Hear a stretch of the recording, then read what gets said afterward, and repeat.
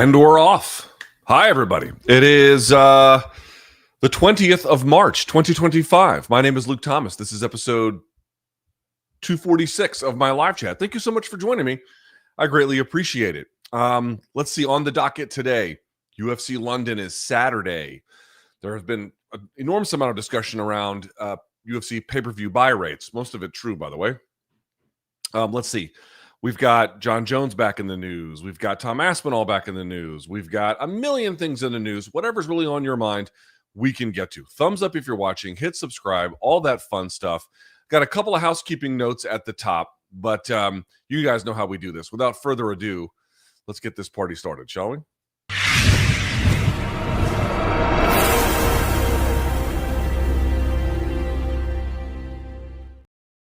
All right.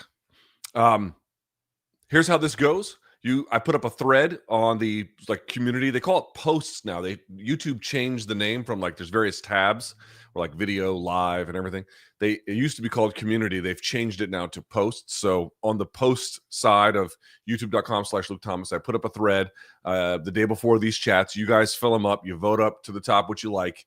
And then I'll do that for about an hour, after which we'll get to the paid portion where you can put in something into the super chat, attach a question to it, and we'll get to it. There is one caveat, of course, to that, which is that if you are a member, you don't have to pay for that, okay? We try to get to as many of those member questions as we can. If there's a bunch of them, we're obviously a little bit constrained for time, but nevertheless, that's how this goes. So thank you for everyone, whether you are a member, whether you're in the super chat, or whether you're just here watching, whatever, I'm grateful for you being here. So thank you very much for that. As I mentioned on housekeeping notes, two of them, if I may, to get to. Last week was a very interesting live chat. I'm not going to really go over what happened, but suffice to say, a little bit unusual in terms of the behavior that I exhibited. I will tell you, I've definitely had live chats that do more views or whatever, but I don't think I've ever received the response to a single live chat episode that I did to that one. To the point where I have literally, and this is not in any way exaggeration, if you've emailed me about that, there's a good chance you've gotten a reply, but there might be a case where you haven't, because I have spent days replying to emails. I cannot believe how many responses I got. And of course, I got DMs and stuff too, but it was surprisingly emails to the point where pages of them. I'm not even sure how many have been sent at this point. It's crazy. I've never seen anything like that, which leads me to say a couple things. One, thank you so much for people reaching out. Extremely kind, really, really very, very kind people. And then two, what I also realized, and you kind of know this, but you get reminded of it, is that there's a lot of people out there walking around with a lot of trauma, and a lot of them need help. That's just a reality. You know what I mean? Man, you get reminded of that after a situation like that. So one more time, even if you didn't, but especially for the folks who sent a nice note, holy crap, I couldn't believe how many I got. I could not believe. Shocking. So that was unusual. That was, certainly well received, obviously, but unusual. The other thing is, if you've been living under a rock, I suppose you haven't seen this. I did launch a Substack. Yes, I did. I launched a Substack. It's the letter L, thomas.substack.com. I'm probably going to come up with a name for it. The folks at Substack recommended that I just go with my name, but I think I will come up with a URL because I think it does better in search that way. But either way, and if you didn't hear the pitch, it's pretty simple. If you watch this live chat, you might be like, oh, what are you going to do on Substack? Imagine an expanded universe of the live chat where you do deep dives on all combat sports stuff, and then all the other stuff that comes up along the way, fucking barefoot shoes, movies, sometimes political stuff, everything in between. It's all basically going to live there in an expanded universe. But I want to be very, very clear. Nothing changes about what we're doing here on YouTube. In fact, it's full steam ahead. We're going to do a watch along and post-fight show on Saturday for UFC London. There'll be a breakdown. It might have to go to members only here. We'll have to see, but at a bare minimum, it will go to members only we'll see how the action goes. I usually say main event. I don't know if the main event's going to be good enough. We shall see. But, something from that card, I suppose, is probably a good way to put it. But then I'm also working on another, and oh, by the way, I've got an interview coming up with a UFC headliner. I'm doing it on Saturday. I guess I'll put that out on Monday. Of course, that'll go here on YouTube. But I'm also lining up stuff on the other side for Substack. So if you like the vibe here and you want an expanded universe of that, Substack is for you. If you just like what you get here and that doesn't interest you, that's totally cool. Not everything is for everybody, but I'm glad you're here and I'm glad you're enjoying this. Thank you for being here. Okay, with all of that out of the way, it's time to get to the freaking questions. Let me refresh this page and then we'll pull it up here. All right, let's do this. Let's do it this way. And then let me clear off the background. There we go. Okay. All right. By the way, there's a million people who have commented. It's like, both of these guys are tough as fuck, but they both got on dad shoes. I mean, I want to talk. That's the only thing I own. And they got skinny legs. They definitely have skinny legs, or at least in this picture, they have skinny legs. All right. Okay, let's do this one. All right, there's a lot here, so let me see if I can get through this as quick as I possibly can. It's 3:10, so I'll go to about 4:10 or so on the free questions. All right. You mentioned in your Jones video yesterday that while you could see Jon maybe saying he needs 6 months as a form of leverage, you couldn't see it having much success as UFC has a history of not responding to leverage. I largely agree, but I wonder if the details surrounding this case make it a unique situation. Okay, let's see. 1.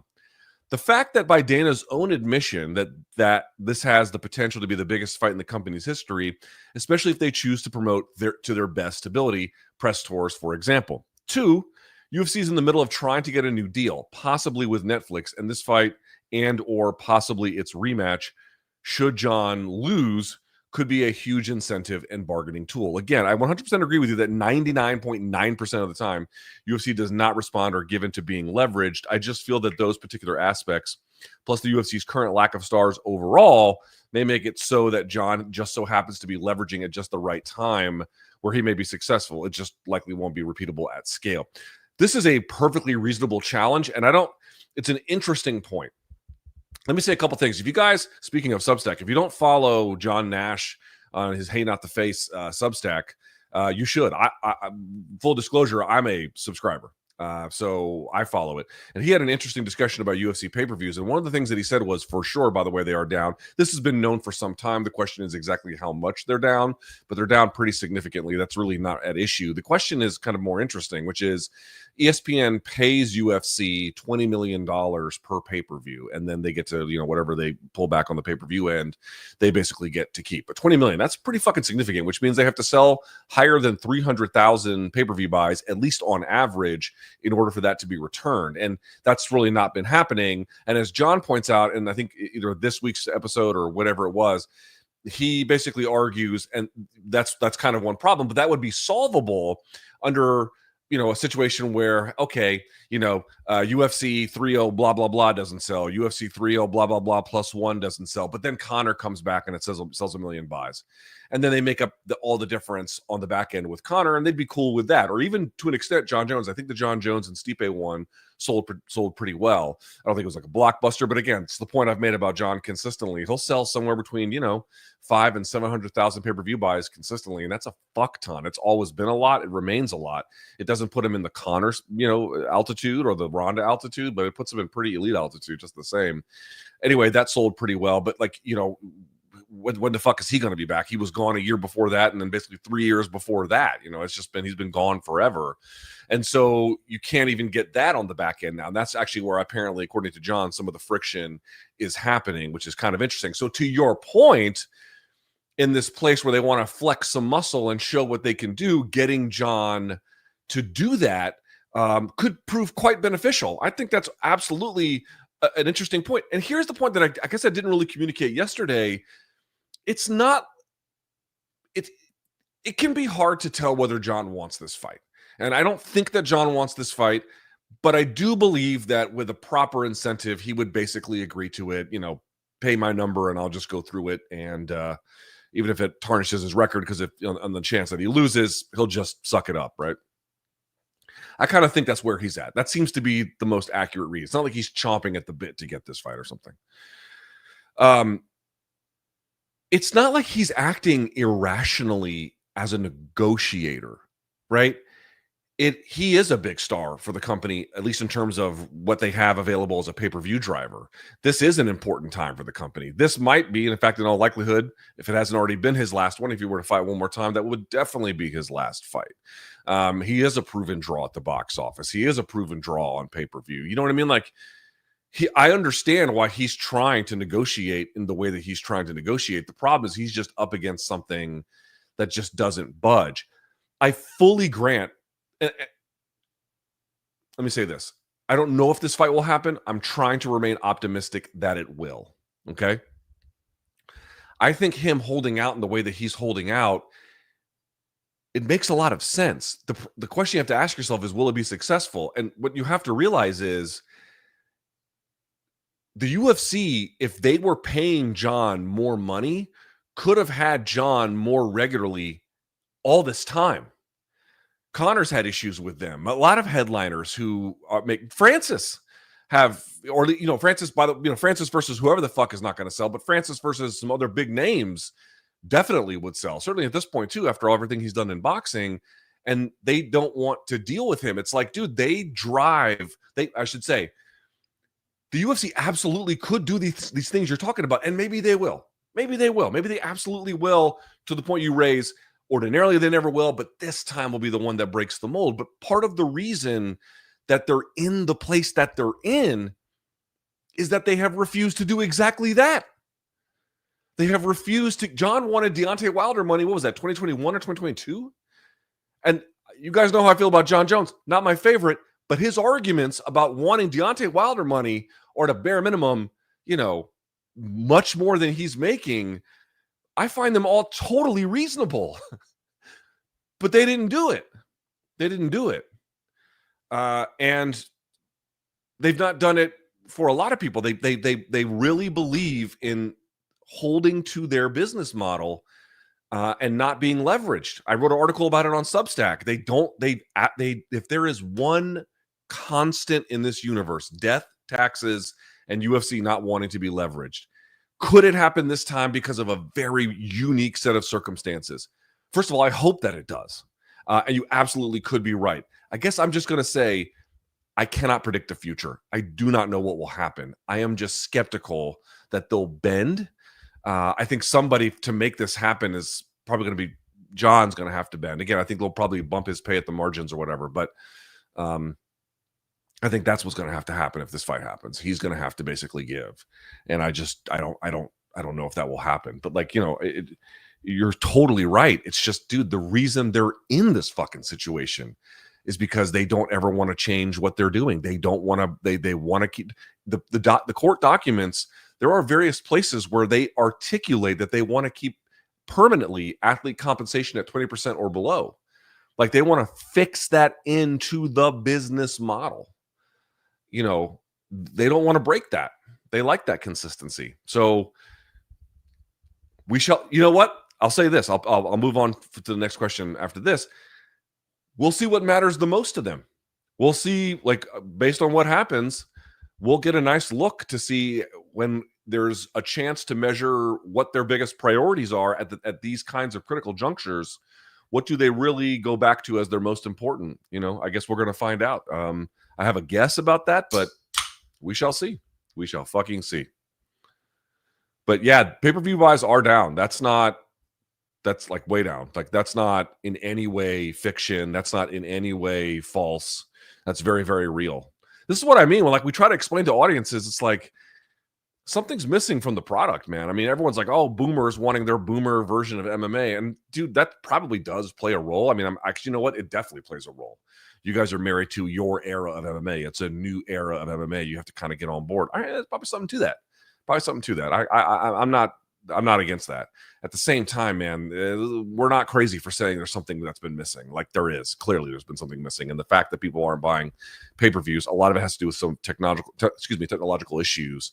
But, if Conor can move 1 million units on ESPN Plus, well, then 1 million units can be moved. You just have to give people the proper incentive.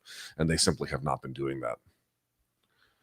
Now, on top of that, ESPN, yeah, I mean, y'all know how I feel about ESPN Plus. I mean, UFC taking a dump on them it only makes my heart go a flutter. It's the worst streaming service in sports, bar none. Bar none. It's the worst streaming service in sports. So you can see why this marriage is coming apart at the seams here. All right. Question: how much of the UFC's decline in quality can be blamed on sponsors being taken away from fighters? That's an interesting question. Prior to the Reebok deal and sponsor tax, the UFC was a viable plan B for talented athletes who fell short in another sport like wrestling or boxing. Even as a mid card guy, you could make 5 to 6 figures just on sponsors. Since sponsors were taken away, it seems like we see fewer of those talented mid card fighters make it to the UFC every year because they could be making more money elsewhere. Man, that is an interesting question. I simply do not know. For folks who may not understand like the significance here, guys like Cain Velasquez to do a deal with Lugs. You guys remember Lugs, Lugz? It was like a Timberland ripoff kind of thing. That was a 6-figure deal that he had. There's a lot of guys who had some of those deals. A lot of guys didn't. A lot of guys had, deals with t-shirt companies that were fly-by-night operations. When the UFC said, when they instituted the Reebok deal, some of these guys have to spend so much time chasing down sponsors. That wasn't necessarily untrue. That's a true fact. That does happen. That's a real thing.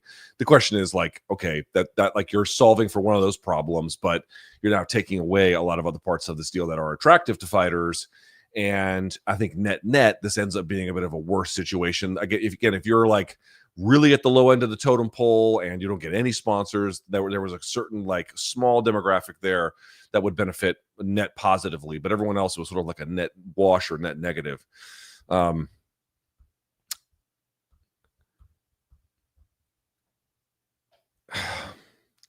much of the UFC's decline in quality can be blamed on sponsors being taken away from fighters? As part of a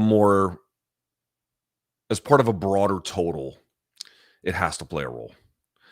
One of the things that I found so weird when they did the Reebok deal was not hard to understand in terms of like the UFC's motivation, right? They were the ones airing these broadcasts. They like to retain control. They wanted to have a say and ultimately all the control over what ad inventory was there and who got to take from it.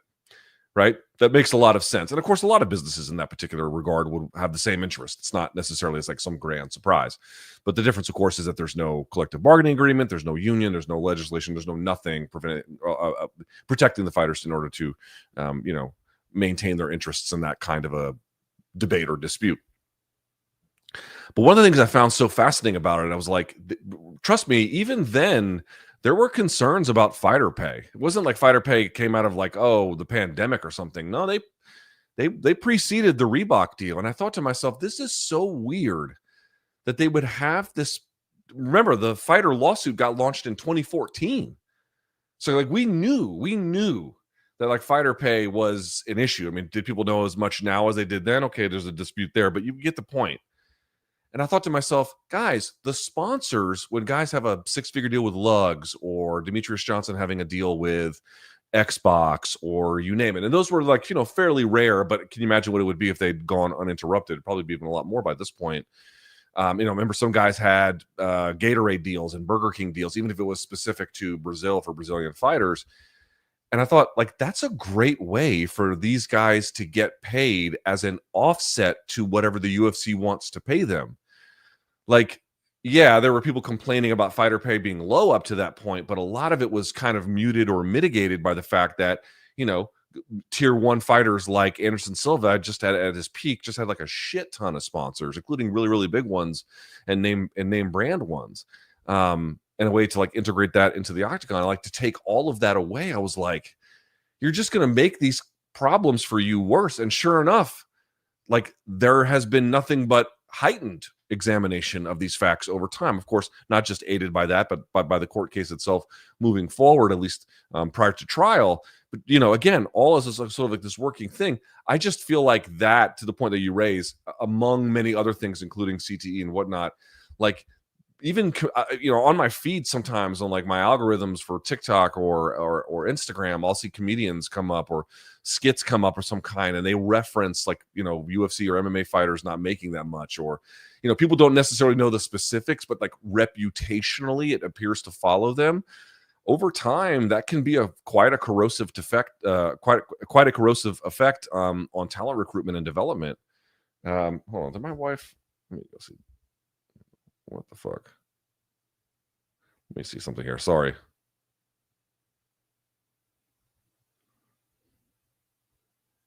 Okay.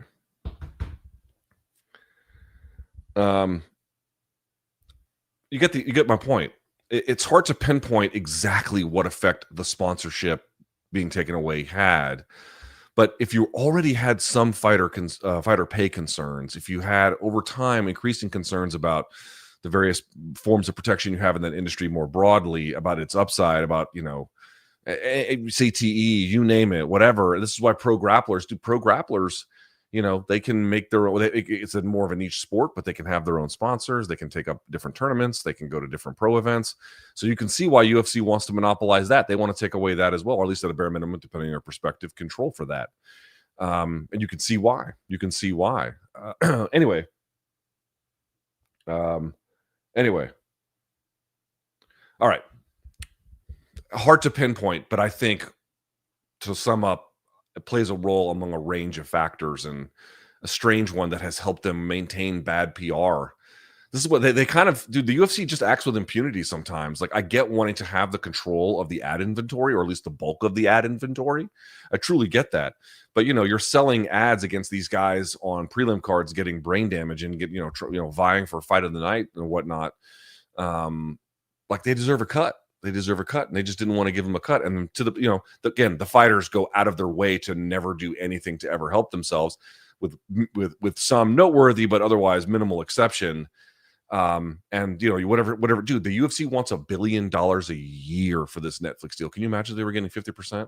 Like, these kinds of things just exacerbate their problems. But we're also dealing with a world where the fighters, actually, you know what? Maybe the UFC was right. They surmised that the fighters wouldn't do anything. And that seems true. But it may be discouraging ultimately. All right. Look, I heard you and BC discussing possible matchups on MK, and you brought up Nate versus Max for the BMF at 155. Yeah, which, by the way, everyone on Twitter fucking hated. I mean, it was a silly idea. I understand, but people were like, listen, folks. I understand that Nate Diaz versus Max Holloway at 55 for the BMF title is a silly idea. I get it. I understand. But I'm trying to figure out, what can you possibly do to lure Nate Diaz back and then make money off of it? You know what I mean? Speaking to the point about, like, pay-per-views that could sell over 300,000 buys. Again, Conor would do that. I do think Dustin Poirier would do that. I think Max is an interesting one. I don't know if it would or not, but, probably gets you in the ballpark. Kind of an interesting one. You could sell that one if properly promoted. I'm just trying to come up with names. I don't necessarily think that's a great idea, or even very likely. But holy shit, I got ratioed on like a motherfucker on Twitter for it. So there's that. All right, but getting back to this. Nate has said multiple times he's never cutting back to 55. But that aside, hear me out. Okay. 1 inch taller and has a longer reach. Excuse me, Nate is 1 inch taller and has a longer reach, but he's also 40 next month. That is true. And I feel Max's skill and youth advantage would offset and supposed size advantage Nate might have. That's fine. Nate isn't a wrestler or natural 170er himself. Don't misunderstand me. I prefer Max stay at 55 and try to work his way to a title shot. But if you can't, I do like the idea of him taking fun fights versus select 70-pounders. Particularly ones like Nate and Conor Masvidal, who themselves have moved up to lower weight classes. Yeah, I mean, I don't know that this is the best use of Max's time or even Nate's time. But if Conor's not going to come back, and Dustin may or may not take a fight like that, depending on what the UFC has planned, or what do you do with Nate if you want to sign him? They're still, he's 40 next month. Okay, fine. Again, the UFC doesn't have to sign him. He doesn't have to go to there either. But if we're presupposing that we want at least another big fight out of Nate, and Conor's not available, and Dustin's an if, what else do you do? I don't know what the answer is. You could do Masvidal, I guess, a third time, but it's not exactly clear. But doing a 55 bout versus Max, while not my first choice necessarily for Max, kind of solves that problem. But again, everybody hated it, so it's fine. Oh, another long one. Let's see if I can get through this one relatively quickly. Look, I saw on Twitter or X, you posted "I told you so" tweets in regard to Bivol Beterbiev card not doing super great numbers despite the price point being lowered. That is true. While I agree that this event was not proof of concept that lowering prices boosts sales, I think there's a few aspects you may not have factored in. I doubt that. I bet I factored it in. I just didn't think it was all that relevant. First, there were pretty much no household names for casuals to be motivated to spend money on. The problem with that argument is that people say lowering the price point would boost sales so dramatically that it would offset any kind of loss. The point I'm trying to make here is they sold like under is like 75,000 or less. I think it was like less than 50,000. If you're going to lower the price point, I mean, they could have done that with $80. Like this is not one of those things where like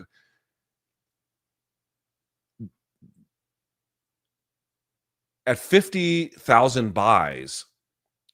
The point I'm trying to make is they could have got that same number probably with an even higher price point because you're dealing with such a small number that you're really only tapped into hardcore fans, right? It wasn't like oh, we're going to lower the price point from 80 to 25 and now we're going to boost it to 125,000 or 200,000. And then you're still dealing with a reduced price point, literally a fraction of what the normal price point would be. But if you're only attracting a number that tells you that you're only reaching hardcores, the argument that lowering the price point, even for a fight night like that, broadens the tent simply is not true. It simply is not true. Like the whole argument about lowering the price point is not just that like, oh, more people will buy it. Well, which more people? Are we only talking about casual fans? Are we only talking about casual fans like Jake Paul kind of casual fans, or like, I'm a Mexican American who just watches Canelo or something like that?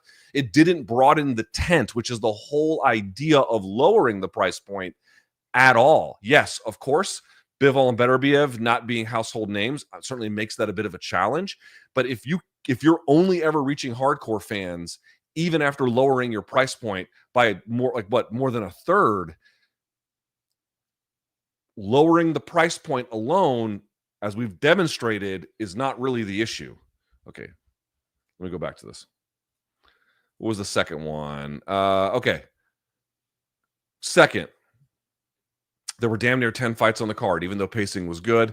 A lot of time to expect people to put aside and pay to watch. That's got nothing to do with it. They're paying typically for a main event or not, or main and co-main or something like that, or main, co-main, and feature.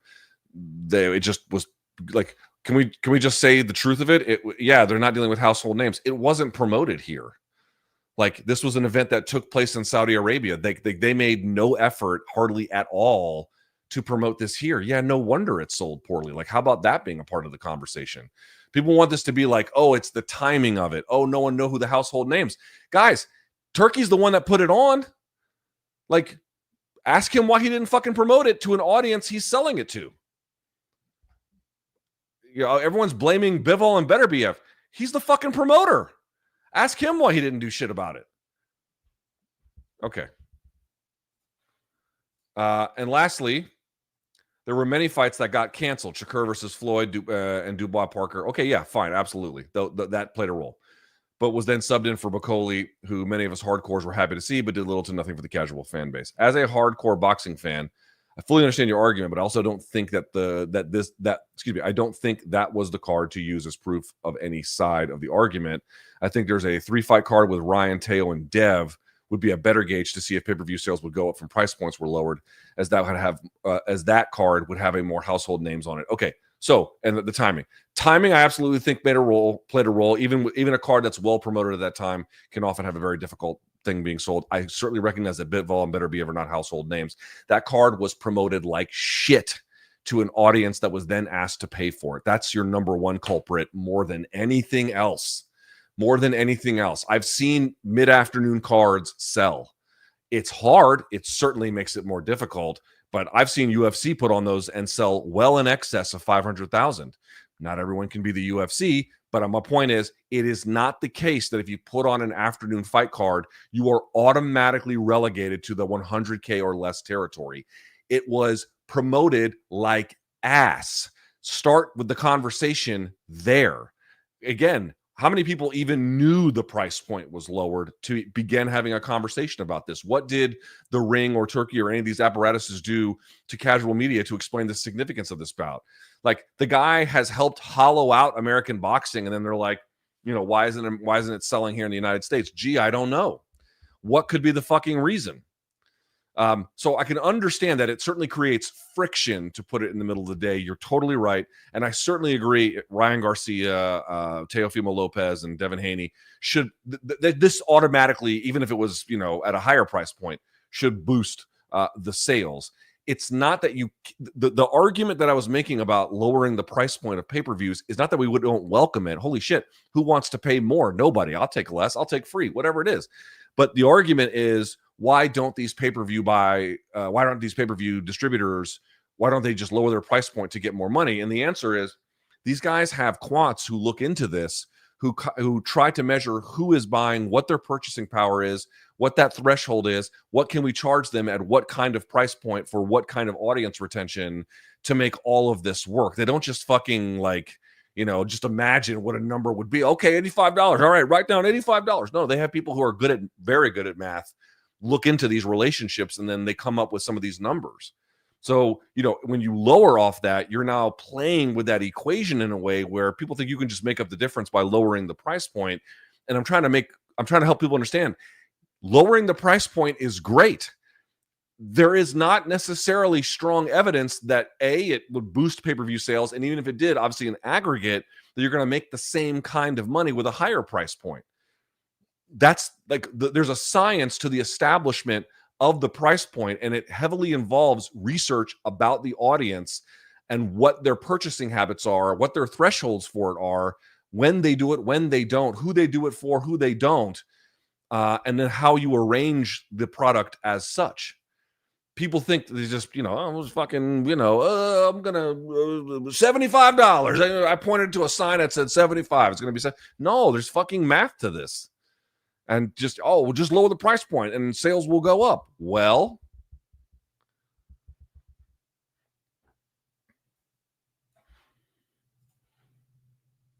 Luke, do you see Gurri as being next likely fight for Jan versus Alberg winner? Alberg's talking about that fight, the winner getting a title shot after the rematch between Ankalaev and Poatan. Gurri certainly looked good against Jamal Hill. We all saw that. I think you're probably right. I mean, I think if Alberg goes in there and smokes him, then he might, because they want a fresh, new, exciting contender, and Gurri's had a couple of shots, and there's that. But I think if Alberg limps to the finish line or something, then he'll probably have to fight Gurri. But I bet he's saying that because UFC had Alberg. I bet he's saying that because UFC has told him that. I suspect that is true. Do you think Apex events will continue? Yeah.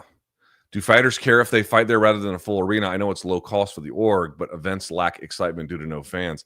I think my understanding is, in talking to them privately as well, some fighters don't care. Some of them do. Some care a lot. Some care a little bit. You get a range of opinions. I would say generally no one loves it. There are a couple of guys, maybe early in their career kind of don't mind it, but I've yet to talk to any one of them privately who's like, I fucking love it. I've just never heard that. I mean, again, I'm not saying there isn't one or whatever, but as a general rule, I've seen them be neutral about it, or it's simple, I don't mind it, but I've not heard them be ecstatic about it.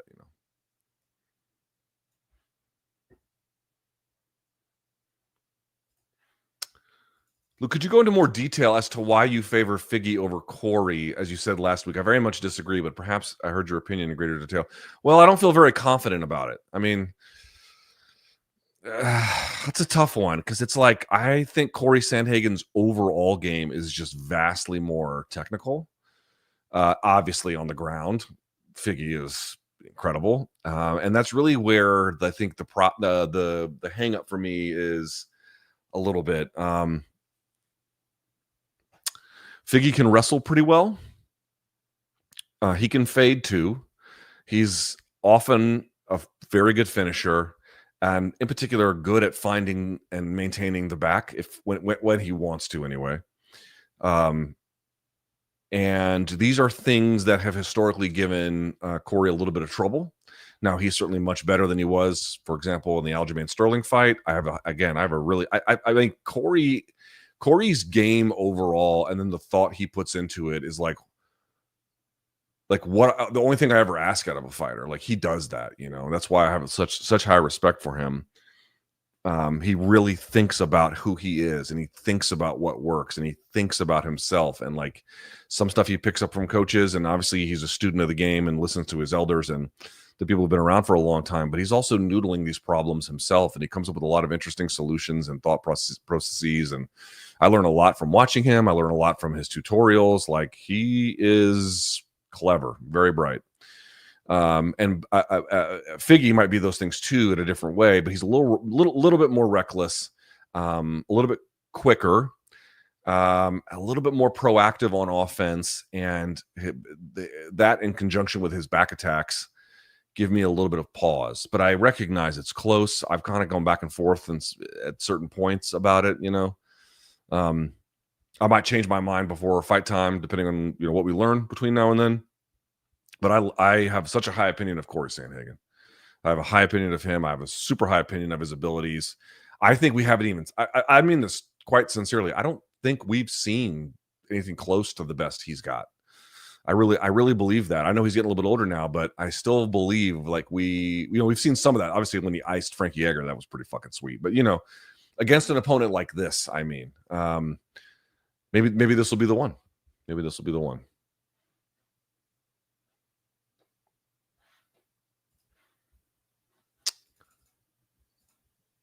This person writes, here we go. I have a matchmaking suggestion. Okay. Ortega mentioned wanting to go to 55, and with no one seemingly eager to fight Gamrot, this matchup could be a perfect fit for both. Plus, it would make for an incredibly exciting fight. Ortega 55 versus Gamrot.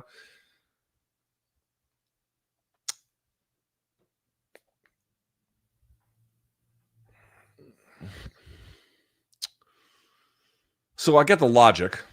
The logic is Gamrot's going to go for the wrestling, and how that matches up with a guard player with a triangle specialist like Ortega, but he's got other stuff too, guillotines, arm bars, you name it.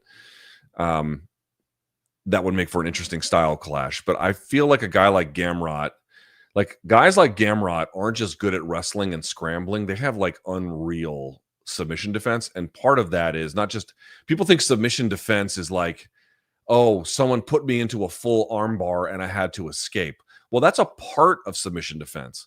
But like another part of submission defense is not really allowing them to get set up. If you know you're going against somebody who plays kind of like a loose half guard game, and they look for a certain kinds of like different grips or collar ties, and you deny them that, I mean, that's not exactly submission defense, but that's you stopping any process of offense from getting started such that you don't need to do hitchhiker escapes on arm bars, because you shut that down before it got there. Or using passing to an effect, or pinning the bottom leg, or whatever. Like guys like Gamrot are good at that. Guys like Gamrot, they're not just like takedown guys and they just sit in your guard. I mean, he's done some of that too, but like he's hard to sub for a lot of reasons. Plus, he's kind of working on his hands a little bit. I don't hate the idea. I think you could make a pretty interesting fight. I would just be a little bit cautious about a guy in Gamrot who probably has very good ability to either stop submissions from ever getting started or escape them when needed. And he's a bigger dude against a guy moving up a weight class who is probably willing to fight on those terms. Like, again, how many times do you see guys get finished from triangles from guard in MMA?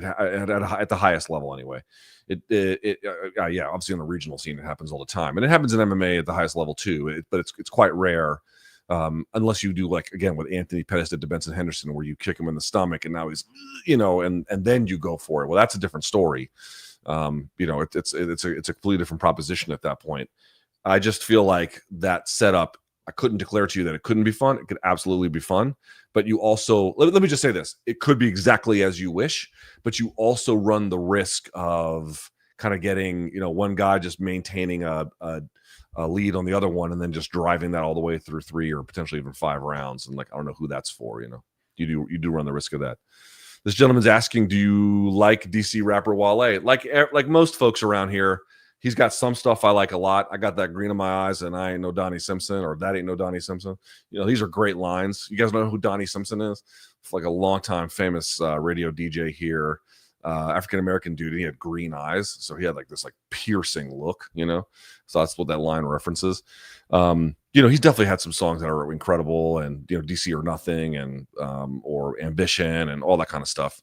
And also he's been quite important in launching the careers of a lot of other guys out of this area. I know they had a falling out, but like he and Fat Trell, who I like Fat Trell a lot, he had a big role in his development as well. So, I don't have anything bad to say about Wale. Do I like every part of his catalog? Not every part of it's for me necessarily, but he's such a booster for the city. He's done some pretty amazing things, and not just for himself, but for the next generation of musicians. And so 2 thumbs up for Wale. Yeah.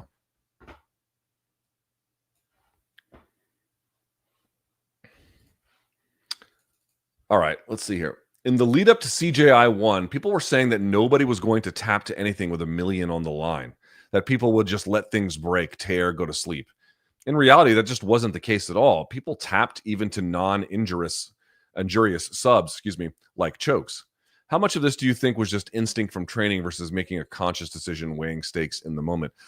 Strongly tend to think it's the former. I mean, the fact that it's a tournament was a big deal, because and not just a tournament, but you had several matches that day or the next day. You just can't afford to get your shit snapped. And then also, that could put you out for a year, in which case not only can you not continue in the tournament, you can't continue in any tournament for up to, however long the injury takes to recover, 6 months, a year, whatever.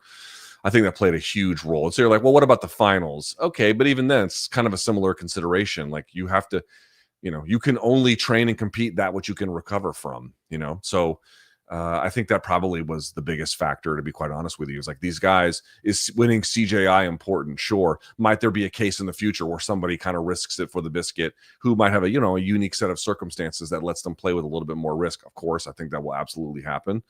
But I think the tournament structure, where it's all back to back to back to back, precludes people from making ridiculous things. But again, I've said it before.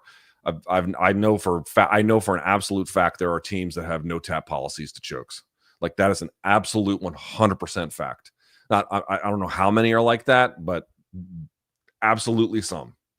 Absolutely some. Competition teams for high level pro BJJ guys, a no tapping policy to chokes. Like, I know for a 100% fact that is true.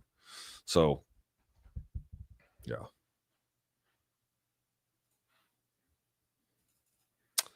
Do you think the path to victory for Brady is to pressure him like Bilal, strictly speaking, striking?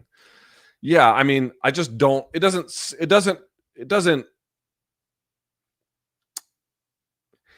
If you were to select a way for Sean Brady to win, would it be like standing at length with Leon? I mean, I think that obviously some standing with him is important. Standing your ground and even winning some of those exchanges is important. It's not like you just cede the territory to him, but you also have to know like what side your bread is buttered on. And having seen what Muhammad was able to do to Edwards, if I'm Brady, I don't know if you could follow that to a T. I think one of the things, again, I put it on Substack this week. It was on YouTube previously. I think it might still be up for members. I think it is up for members here, which is, if you look at Bilal Muhammad's team did a really good job prepping for Leon Edwards, and not just in like what general direction should we go and what kinds of, they looked at very specific scenarios, not just tendencies, very specific scenarios that Leon finds himself in a lot and what the conditions are to get him there.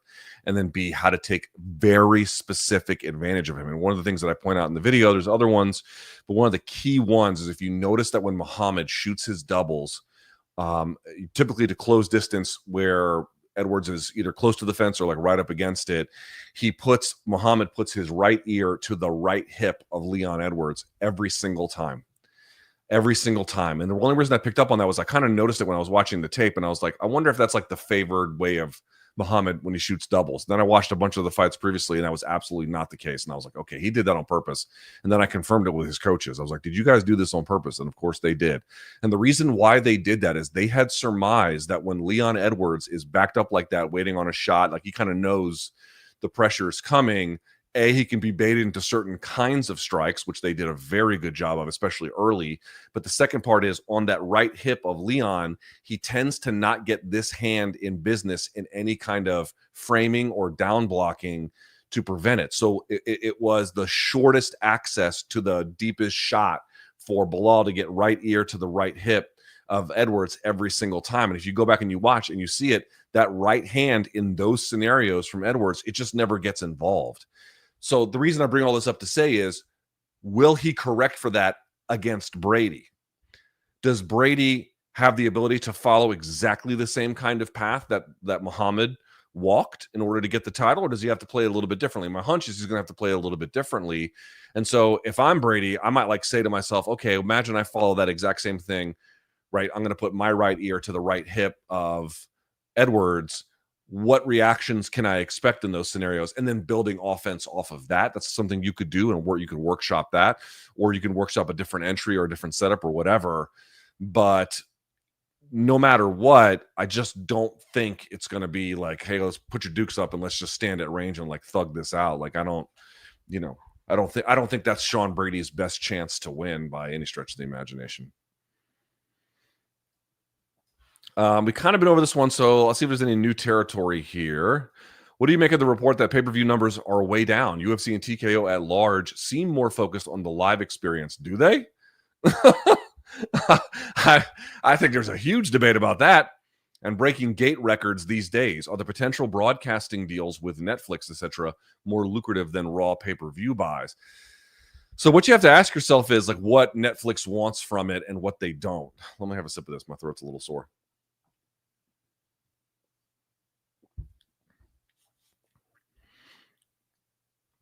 Okay.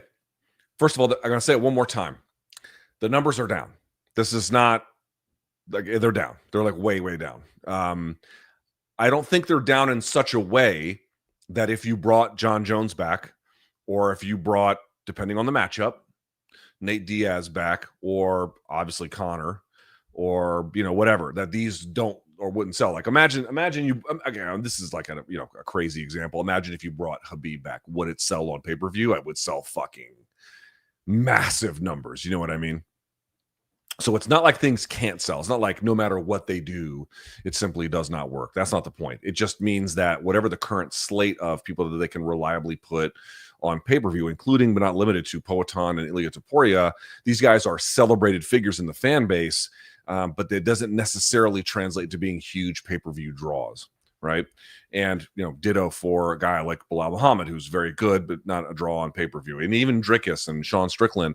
Sean Strickland is an interesting case, right? I was actually having a conversation with an MMA manager about it this week, and Sean Strickland's an interesting case because he is quite popular. Like if you look at his his Google metrics, these are informal measurements, but that or social media reach or whatever, he's obviously quite popular. But the thing about it is, it's not like he developed his popularity because people watched his fights and then decided that they loved him. It was that people, for disaffected males, but others as well, decided that they liked his personality and then just used that as a gateway to then kind of like watch some of his fights. But that's a tenuous kind of relationship. It doesn't go one-to-one all the time because he's not drawing on pay-per-view. And sort of this is my point, right? There are certain guys that are definitely like big celebrated figures, but they're not draws in the same way that their era of predecessors might have been. Now, to that same point, obviously pay-per-view is very, very different in 2025 than it was in 2020, and certainly 2015. There's simply no question about that. I mean, we are there. The question is like, how much inventory does Netflix want? Right? How much do they want? What do they want to pay for it? Do they want to pay $20 million for each event? Do they want pay-per-view events? Then they just, they're free pay-per-views. We just watch them on Netflix, but it's like pay-per-view quality. Do they want something more like a slate of fight nights? All the available reporting suggests they don't want the whole thing, but they doesn't seem like they want the whole thing. They want like a slice of it. What kind of slice do they want for what kind of pay and what does it mean to them? And that part's kind of hard to know. The thing you were asking was TKO seem more focused on the live experience and breaking gate records these days. This is one of my favorite things about UFC that I think people just ignore all the time, and I find it hilarious. The UFC is very, very secretive about all their numbers, except when they really, really, really want to share them, like when they're doing like record gates, which they are doing quite frequently, obviously.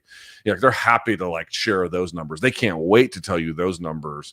You know, you should just have to ask yourself, like, what numbers do they conceal and which ones do they share? And like, what does that really tell you? And I know some might say, oh, well, they've never really shared pay-per-view buys.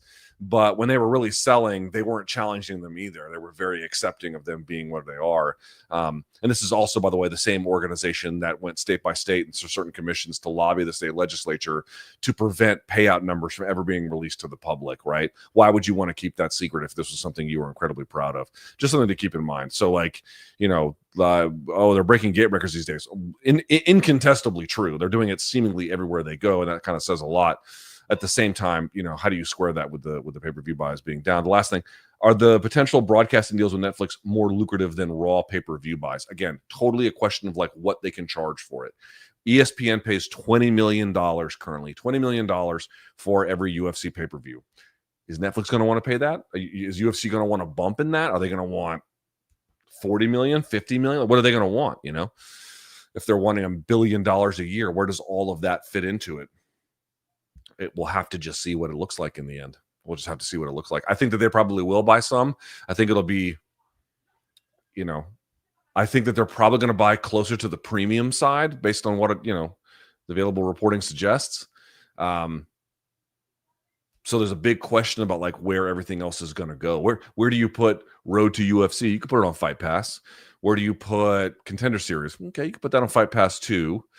But where do you put all the fight nights? Where do you put, you know, everything else that fits in, or even pay-per-views if they wanted to buy like good fight nights? You know what I mean? It's hard to know. It's hard to know what it really is a function of like what they want. And then if that's the case, do they take their product to Amazon? I don't know. I think part of what UFC and I think any broadcaster is going to consider going forward is, do they want a broadcast deal with the highest bidder, or do they want a broadcast deal with a high bid, potentially the highest bidder too, in conjunction with somebody or an entity that has a media arm? Consider Paramount has CBS. It's got a media arm. ESPN has a media arm. Like, you can do these things. That hasn't worked out all that well recently, but in the history of the UFC and ESPN relationship, that has worked out quite well for the vast majority of that time. If you go to Amazon, it's not like there's Amazon. I mean, I know they do nominally some kind of programming, but it's not First Take, right? Or on the Paramount side, it's not, you know, CBS Sports HQ or something like that. It's not really any of those things. So that I think that's going to play a role too. It just seems to me that you're going to get a divided like broadcasting package, right? It just seems to me that that's where we're headed. Like, some people are going to buy this, some people are going to buy that. And they're going to have to just divvy it up between places. And that's less than ideal, but that's where we are, you know. And the other sports leagues, regrettably, they do the exact same shit, you know.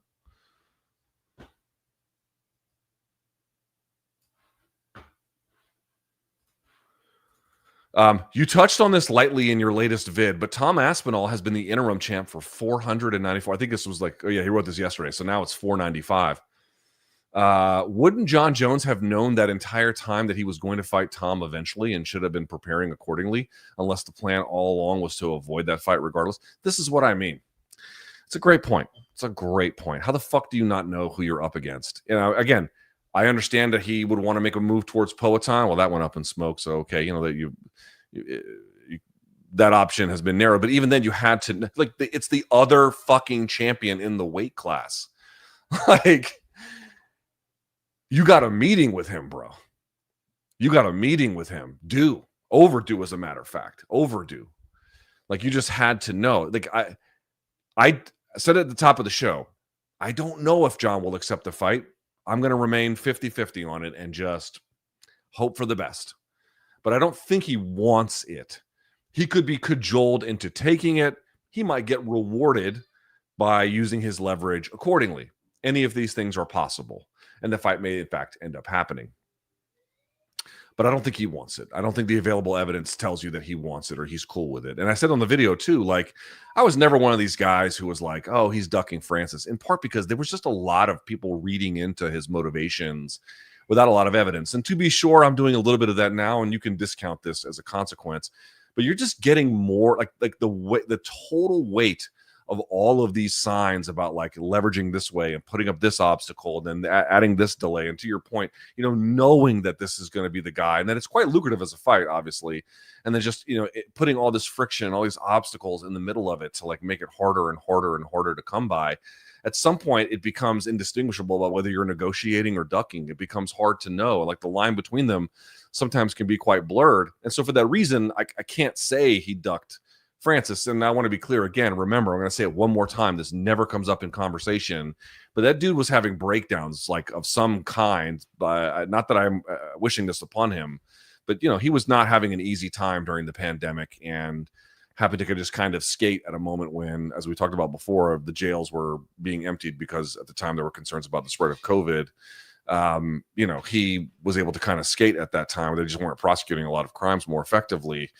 He had some issues back then, but at the same time, it's like, again, how many different ways can there be an obstacle put in, whether it's a delay, whether it's I want this opponent, I want this money, I want this date. It's like, I can't say that the fight won't happen, and I certainly hope that it does. And I do believe as I said, he can be cajoled into it, but I don't think he wants it. I think he might take it. I don't think he wants it. I'm going to skip this other question about pay-per-view buys because we've been over this a million times already. Let's get to something else.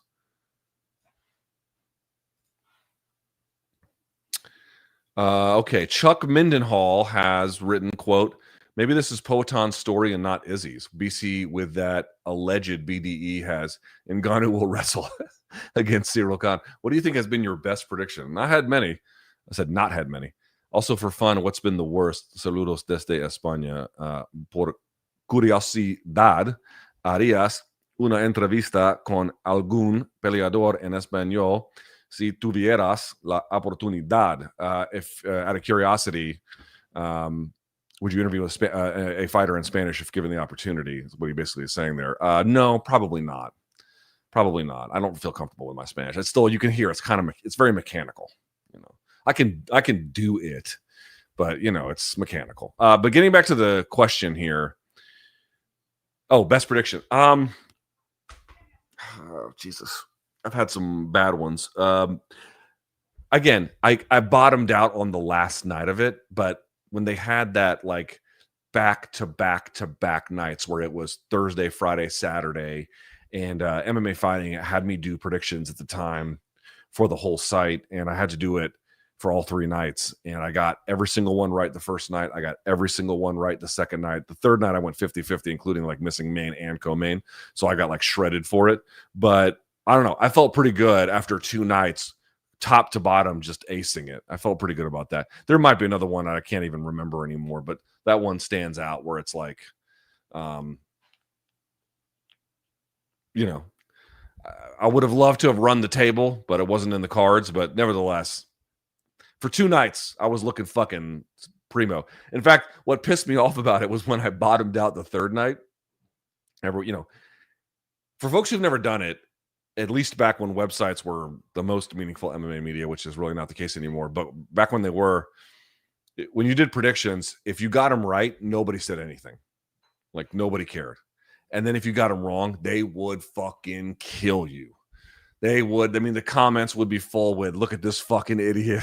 You know what I mean? And there'd be like nights where I have to do like, 4 weekends in a row of Bellator, and I'd get all of them right. And, granted, it's not as lucrative or as interesting, but still, like, just straight up or down, who's going to win? And I would get them all right. And no one gave a fuck. And not just Bellator, UFC stuff too. No one gave a shit. It did not matter at all. No one gave you props. They only wanted to kill you if you lost. So I remember being pissed. I was like, dude, I got all these fucking fights right for 2 nights in a row. And then I shit the bed on the third night, admittedly. And nobody cared about the first 2 nights of just acing the exam. They didn't give a fuck. They wanted to just know about the third, and they killed me for it. So, yeah, what are you going to do?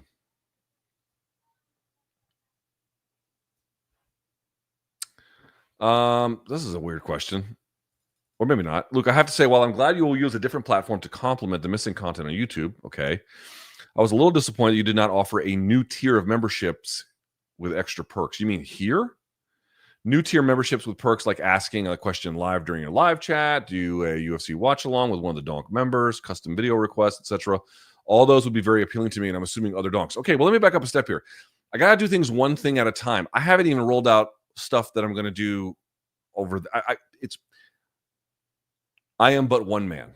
I am but one man. I don't know if it would make a lot of sense to like, hey, everyone, go subscribe to my Substack, and then also just like announce a full slate of like new perks for YouTube members. That being said, please understand, and I've tried to explain this to the Substack audience, and God bless them, I love every one of them. What you pay for over there is for over there. And what you pay for here is for over here. There's a little bit of overlap in the sense that like you can pay to watch these videos ad-free once I re-upload them over there. But I'm trying to keep like whatever. Some people are not going to be interested in the Substack stuff. Totally cool. Totally cool. It's no problem. I understand. Look, I'm not interested. I understand. No problem. Not everything is for everybody, but they want more here. I'm happy to have another tier of stuff, and I've talked about it with Ant regularly. There's more to add here. Please understand, but I'm one man trying to get a thing like just getting that launched was way more work than I realized it would be. Granted, we did it; it's passed, but one step at a time. But to your point, custom video requests, watch-alongs with donk members, dude, I would fucking love to do that stuff. I would love to do that stuff. So give it a little bit of time. I understand, you know, I want to be, I know members here might be like, well, what's the point of sticking around, blah, blah, blah. I get it. I get it. I have to make it worth your while on each platform. Totally. Just let me get that going a little bit so I can get that kind of in motion, get the work. I mean, I have found that when you launch these projects, the thing that matters the most to longevity is establishing a consistent workflow. You have to do that. I'm trying to get that going. You know, I have to book all my own. Well, Othello will help me on the combat sports end, but on my own end, I have to book all those guests. I have to do all those. There's so much shit I had to do to get that thing launched. So it ended up being just a lot more work than I had bargained for up front, which is why it took so long to kind of get out the door. But there you go. There you go. So anyone who is a member here, thank you. I appreciate it. It means a lot. All of it counts. And, you know, people have to decide which one is more valuable to them if that's a consideration that they want to make. But certainly at a bare minimum, for people who just want here and they want more of the stuff they hear that matters, my hope is to be able to deliver that as best I can over time. Certainly. We got time for a few more. Let's go to this one. How is it that Chael Sonnen works for ESPN but can purposely mispronounce fighters' names and completely lie about fighters' personal lives and or lie about conversations had with fighters? Weird that such a big platform lets him do all of this. Well, I mean, you got to make specific charges. You can't be like, oh, he lies all the time. It's like, well, I've definitely seen him do it, but like, what are we talking about in this particular instance? I would just say I think most people seem to like, you know, listen, I did a sit down with Chael called Technique Talk. You guys might remember that from MMA Fighting, and Chael's might be the best one I've ever done. Like when he wants to go down a path of like really letting his wisdom show, he can do that quite nimbly. But I think the point I wanted to make was I think a lot of people just kind of enjoy Chael as an entertainer. And I think ESPN seems to view him as an entertainer. Also, you know, I love Stephen A. Smith, or that's a strong word. I like Stephen A. Smith. I got to work with him. I used to hate him. I don't anymore. I don't care about that kind of stuff anymore. But, you know, I'm not going to say he fibs, but, you know, he's not reporting like just the facts, ma'am. He's doing entertainment. This seems to be a direction that they either have both gone and seem to wish to go further on and enjoy. And Chael seems to fit that desire and that broadcasting model pretty well. So, like, I understand the point you're making, and especially if something he said was disruptive to the truth. And I suspect that, you know, if he wasn't more careful, there could be problems that could emerge from not being careful. But as a general rule, I mean, if I'm wrong, tell me I'm wrong. But I just think that most people kind of see him as entertainer rather than he's more, you know, entertainer than he is Walter Cronkite, right? That's an old man reference if ever there was one. Fuck me.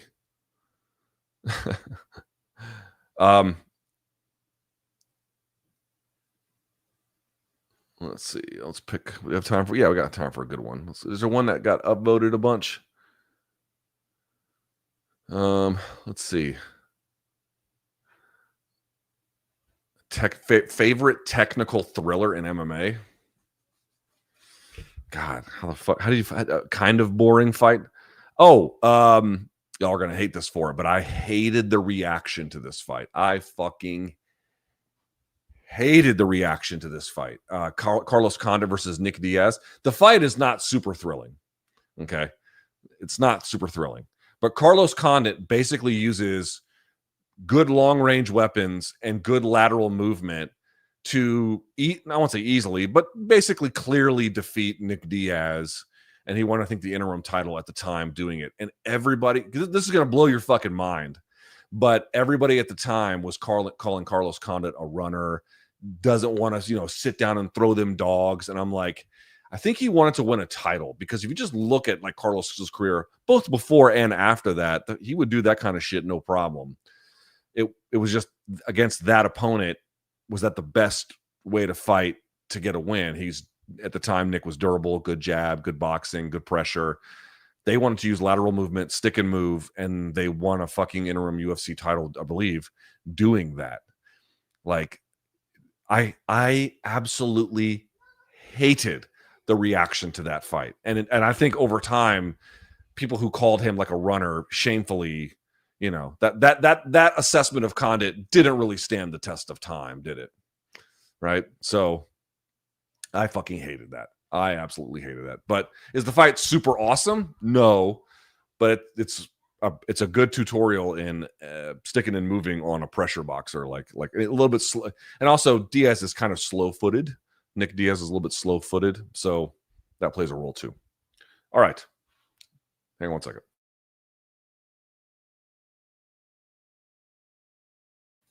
With that in mind, let's go to the paid portion of the chat, where you can fire something into the super chat, or you can just be a member. And if there's any issue, tag my man Othello. He'll help me out. By the way, big thanks to Othello for helping me shoot the Substack video. He was the one that took time out of his day to come help me. So I've been working with Othello since, I think, 2008 or 2009. I've known him for a very long time. Our wives know each other. Good dude. Good dude. Loves 7-Eleven too much, but otherwise good dude. Juego bueno. Juego bueno. Yo malo. Okay, that's an interesting name. What's up, Matt? That's a hell of an avatar. All right, George says, Luke, as both a member here and now a Substack subscriber, well, you're a fucking hero. I'm wondering which channel will host your rundown of Marine Corps basics so we can prepare for the upcoming Civil War. Yeah, I don't know if I'm going to be publishing anything like that. Also, I don't think there's going to be a Civil War. People just seem to let their freedoms drift. There really isn't much of a fight over anything, it seems. They just let it drift away. I think that seems to be a much more likely scenario than anything else. Cesar says, Luke, apologies if you've spoken it already, but what were your thoughts on the last season of The Boys? I have not seen it. Also, Josh Thompson made the same comparison of the Vallejos, Topuria. You're not alone, brother. Again, it was a little bit of it. I'm not saying like, he's a fucking clone. I don't think he's a clone. I think there's a lot. I mean, dude, Topuria is also really good at wrestling and a black belt in jiu-jitsu. Like, I don't know if he's got any of that shit. I'm simply saying some of the slip and counter pocket boxing was reminiscent. Like, everyone needs to pump the brakes on that. But I've not seen The Boys. I saw the first, what was it? 3 seasons, whatever it was. I just didn't see the last one.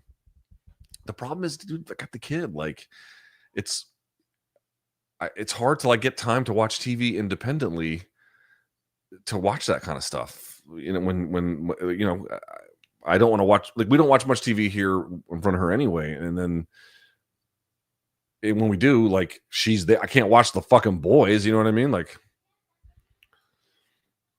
Love says, the return of the Gooch, Kyoji Horiguchi, back in the UFC. Yeah, I did see this report. Either he's back or UFC is considering bringing him back, which is smart. They never should have gotten rid of him. But I don't think he's quite what he once was, but certainly an important contribution. If he goes to flyweight, well, even bantamweight too, but if he goes to flyweight, it's good for that division, certainly. Ryan says, Luke, what do you think about UFC and Karate Combat? They frequently lend them talent for a variety of uses. No-gi grappling, commentary, post-fight stuff. Why are they so cordial? I'm not aware of them having any formal relationship. I know some folks who either have worked at Karate Combat or still do. There might be an informal thing, but I don't think there's a formal relationship. I don't know. I don't know how to answer that. Tanvir says, Payton Talbott has been linked to R&B singer Frank Ocean. How will it impact him getting fights in the future, as well as how the UFC decides to market him given his fan base? Is the UFC doing a lot of marketing of Payton Talbott under any circumstance? I mean, who are they marketing? I mean, I know they do the countdown show and stuff like that, but like, that's something. That's something, but that's not like, that's not the same as like calling up media outlets and then trying to get him on to like get him in front of audiences or doing paid spots with him, or they're not doing any of that. I don't think, maybe the stuff with Frank Ocean will help. Maybe it won't. I don't know how much, like, what's the overlap between pay-per-view buying audiences and Frank Ocean fans? I'm sure there's some, but probably not robust. And, like, again, going back to your question, it's a good question. How the UFC decides to market him. Have they decided to market him at all? You know what I mean? What unique marketing effort have they done with him that I'm not aware of? I don't even know what that would be.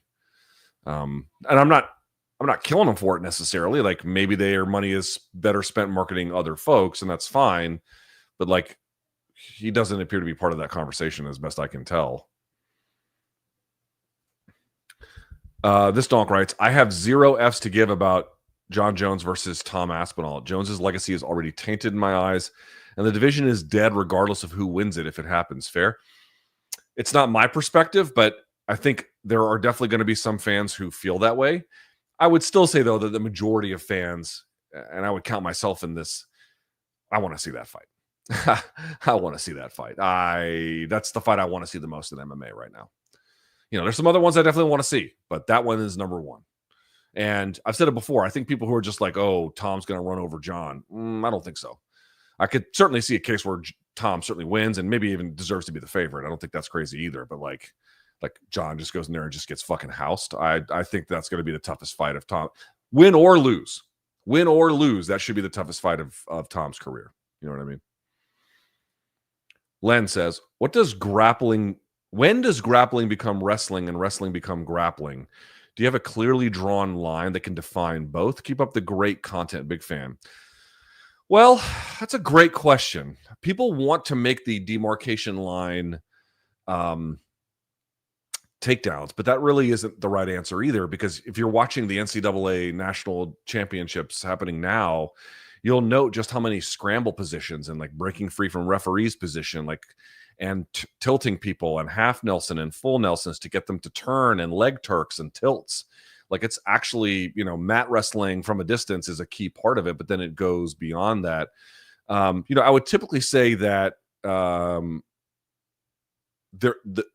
grappling as distinct from wrestling certainly can be the takedowns that go into it. I think the reason why people use the term grappling more than wrestling is not that you can't even apply wrestling beyond just the takedowns, of course, as we just identified that you can, but you have to do it under strict wrestling conditions. Like, you're just trying to pin their shoulders to the mat, and you can use a half Nelson or whatever for that, but you're constrained in that universe by a very specific direction. Whereas in MMA or even in jiu-jitsu, there's a vast array of things you can do well beyond that.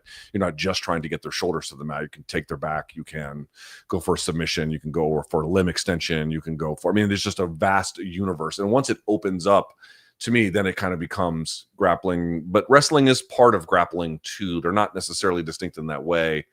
But I think when you use the term wrestling, if we're trying to say how that is distinct from grappling, then we're using it wrestling for wrestling contexts, not wrestling for grappling context. Once it does that, it just becomes grappling, right? I think the CIA analyst single issue voter you talked about last week's chat was Martin Gurri. Yeah, it is Martin Gurri. Yes. Did he write you back? He did not. Heard him on Ezra Klein show. Found him unconvincing. His book is. I got halfway through it. It has some trenchant observations. He works at the Mercatus Center. He did not write me back. This was about the Mahmoud Khalil. Well, I mean, they just disappeared this motherfucker, didn't they? As champ, like he didn't, again, to recap, Gurri didn't vote in 2016 for anyone, didn't vote in 2020 for anyone, 2024 voted for Trump. And one of the things that he had argued was he didn't even like the guy necessarily, but found his, that's not quite true. There's a lot he didn't like about Trump. He really hated like anything even associated with Biden. But he had, somewhat, let's say, mixed feelings about Trump, but he really liked what he thought was Trump's stance on a commitment to speech. And he thought that the Democrats were a unique threat. And not to relitigate all of it, but, here we have a case of a green card holder where the government admits committed no crime whatsoever. They don't even contest it. What they ultimately say is that they just have, or the Secretary of State individually has jurisdiction to remove anyone he doesn't like for wrongthink, which, by the way, is a challenge to both his First and Fifth Amendment rights, given how they've done it. And it is being challenged, and I suspect it will not hold for a lot of reasons, because constitutional rights supersede federal statutes. But that aside, like, how do you square that somebody can disappear somebody who was law abiding and claim that these are that you needed this particular form of executive leadership to maintain free speech ideals? Like, how do you square the two? Because they are obviously in contradiction to one another. He did not write back, and then it's only gotten worse. Did you guys see what happened here in my neck of the woods? In Roslyn, there was a postdoctoral fellow out of Georgetown who, once again, the government does not in any way allege or claim he did anything illegal. In fact, they're explicit. He did not. They're not. He was utterly law abiding. And his wife is an American citizen, but his wife is an American citizen. She is the daughter of so Hamas has a political wing and it's got a military wing.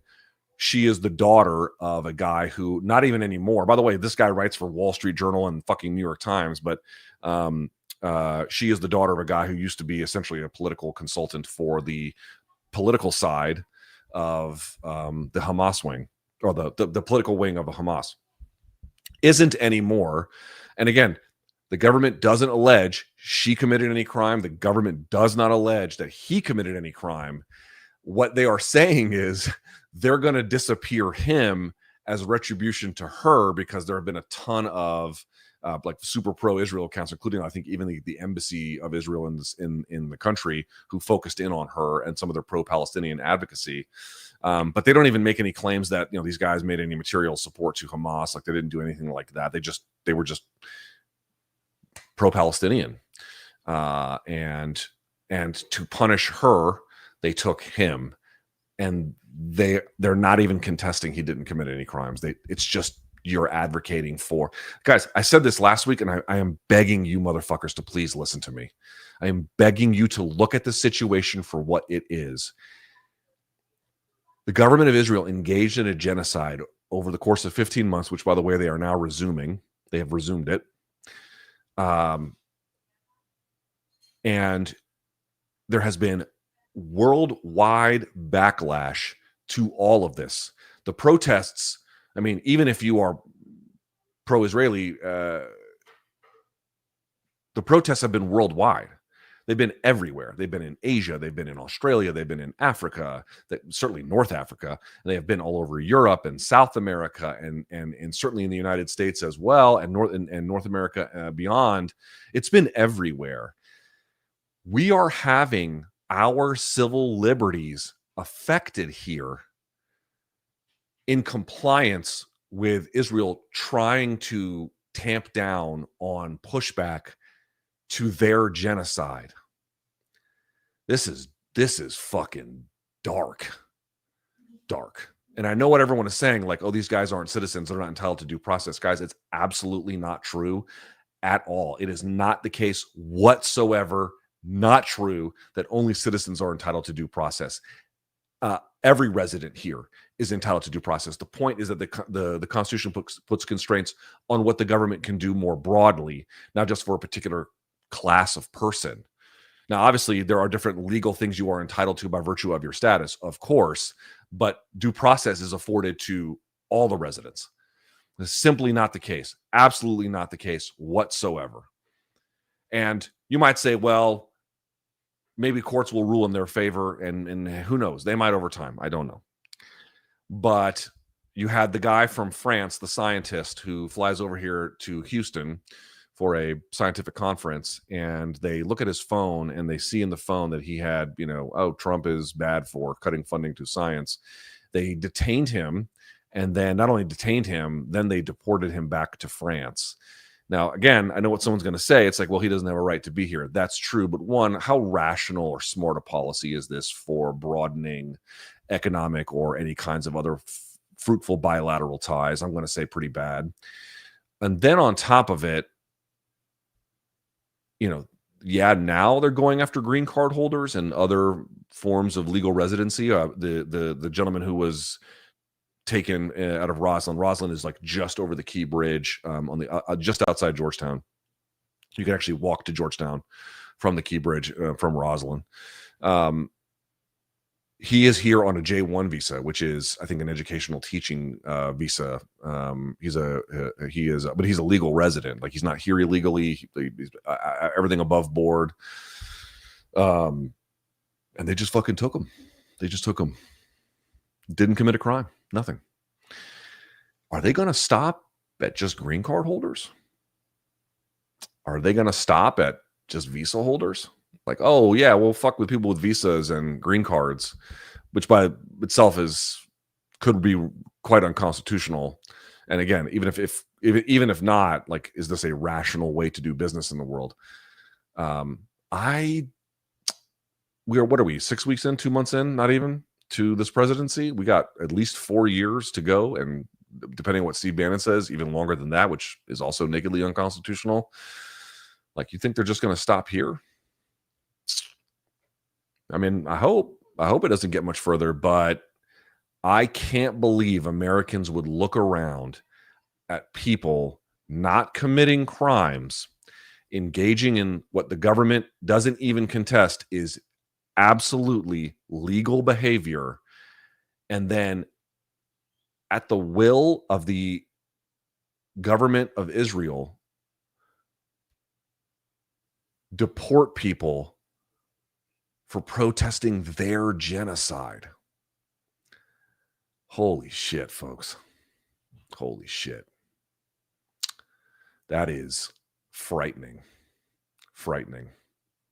And why are your civil liberties, my civil liberties, our civil liberties even in question? Because we don't like fucking genocide? I mean,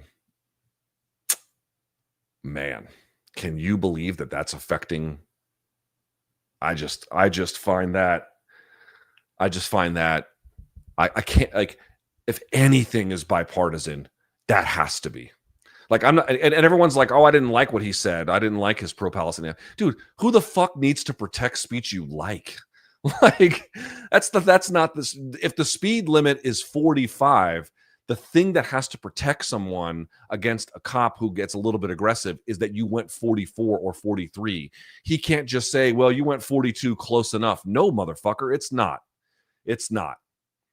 That's the point. You have to defend that end range, the part that's right up to the line. That's the part you have to defend. Everything going fucking well within the normal boundaries of things. No one needs to defend that. Yeah, of course. Oh yeah, puppies are great, and helping old ladies walk across the street is cool, and save your money, and be sure to read books and work out and be nice to people. Yeah, no one needs to defend this shit. No one needs to defend this. And you don't have, like, the fact that you don't agree with somebody who may advocate for pro-Palestinian life and, liberty and everything. Like, you don't have to like it, but the government doesn't even argue that it's illegal. They acknowledge it's legal. Dude, what are we doing? What are we doing?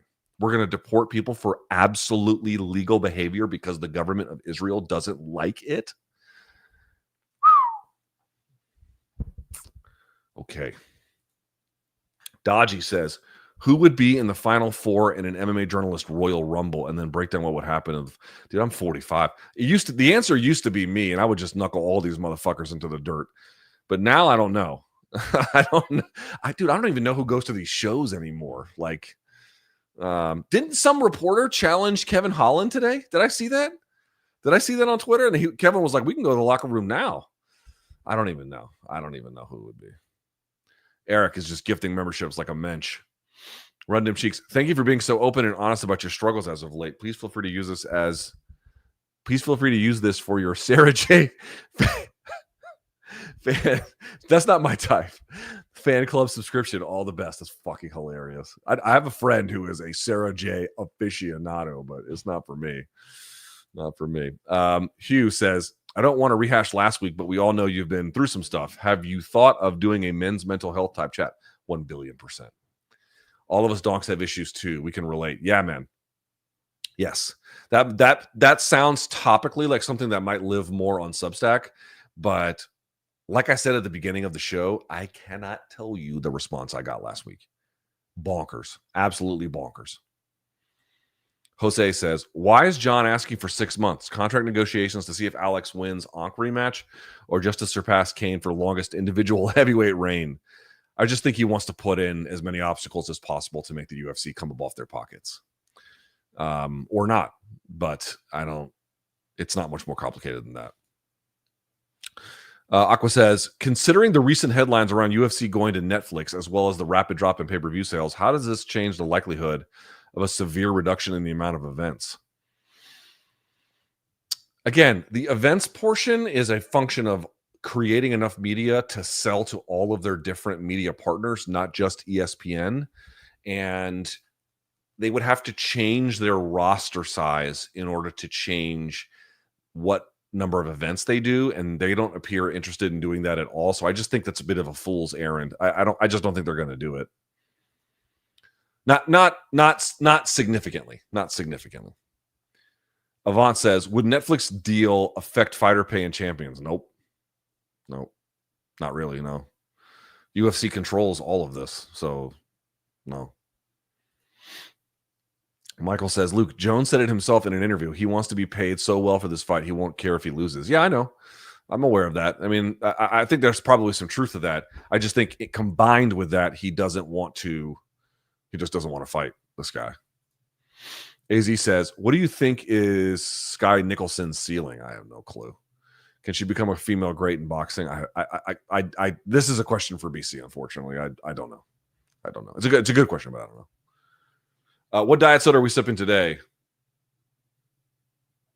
Diet Mountain Dew. The A&W last week reminded me of going to my grandma's house.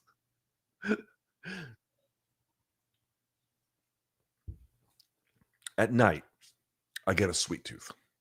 All right. So here's why I bought the A&W. I didn't buy it because it's the best tasting soda. I bought it because I'm looking for something to drink at night that is sweet, that doesn't have caffeine, and comes in a can or a bottle, a glass bottle, not like a plastic bottle. I'm trying to cut down on my relationship to plastic more generally. And well, I decided to take a flyer on that. I mean, they're not bad, actually. They're not bad, but I don't know if I'll keep buying them. Jackson says, always surprised you were in a fraternity. Seems against your personality. Why? I like to party in college. People, guys, if you've never been in a fraternity, let me help you. There are many, many different kinds of fraternities. Now, of course, the stereotypes about them don't come from nowhere, and there are a lot of them who are absolute shitbags. I get it. But if you go to look at enough fraternities, they're all different kinds. Black fraternities, there's Jewish fraternities, there's nerd fraternities, there's all different kinds. So, all those people like to get fucked up and party. Do you have any thoughts on ever see some of the problematic elements of frat culture? Of course. Is it overstated by media or a real thing? No, it's not overstated at all. It's a real problem. I've said this before, hazing in fraternities came from from the military. Fraternities were originally like these social organizations that were like basically like philanthropic in their local communities or for broader causes more generally.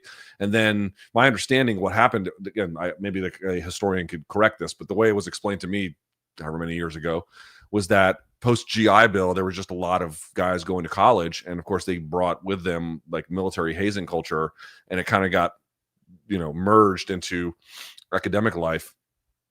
And fraternities began to change as like these institutions of partying over time. But like, I didn't have any illusions about it. Like, I don't know what people imagine. It's like, I wanted to go to a place where partying, not the college, but I'm saying I wanted to join a fraternity because I was like, I want to be able to be plugged into an easy social pipeline. You guys know I'd moved around a million fucking times as a kid. And you're always the new kid. You're always having to make new friends. And when you first go to these schools, dude, you're always by yourself. You're always eating lunch alone. And I was like, dude, I just don't want to do this shit anymore. I was like done with that completely. And my brother was in a fraternity. Again, his fraternity was a nerd fraternity at UVA. And that's when I began to realize, I'm like, there's all different kinds of these types of guys.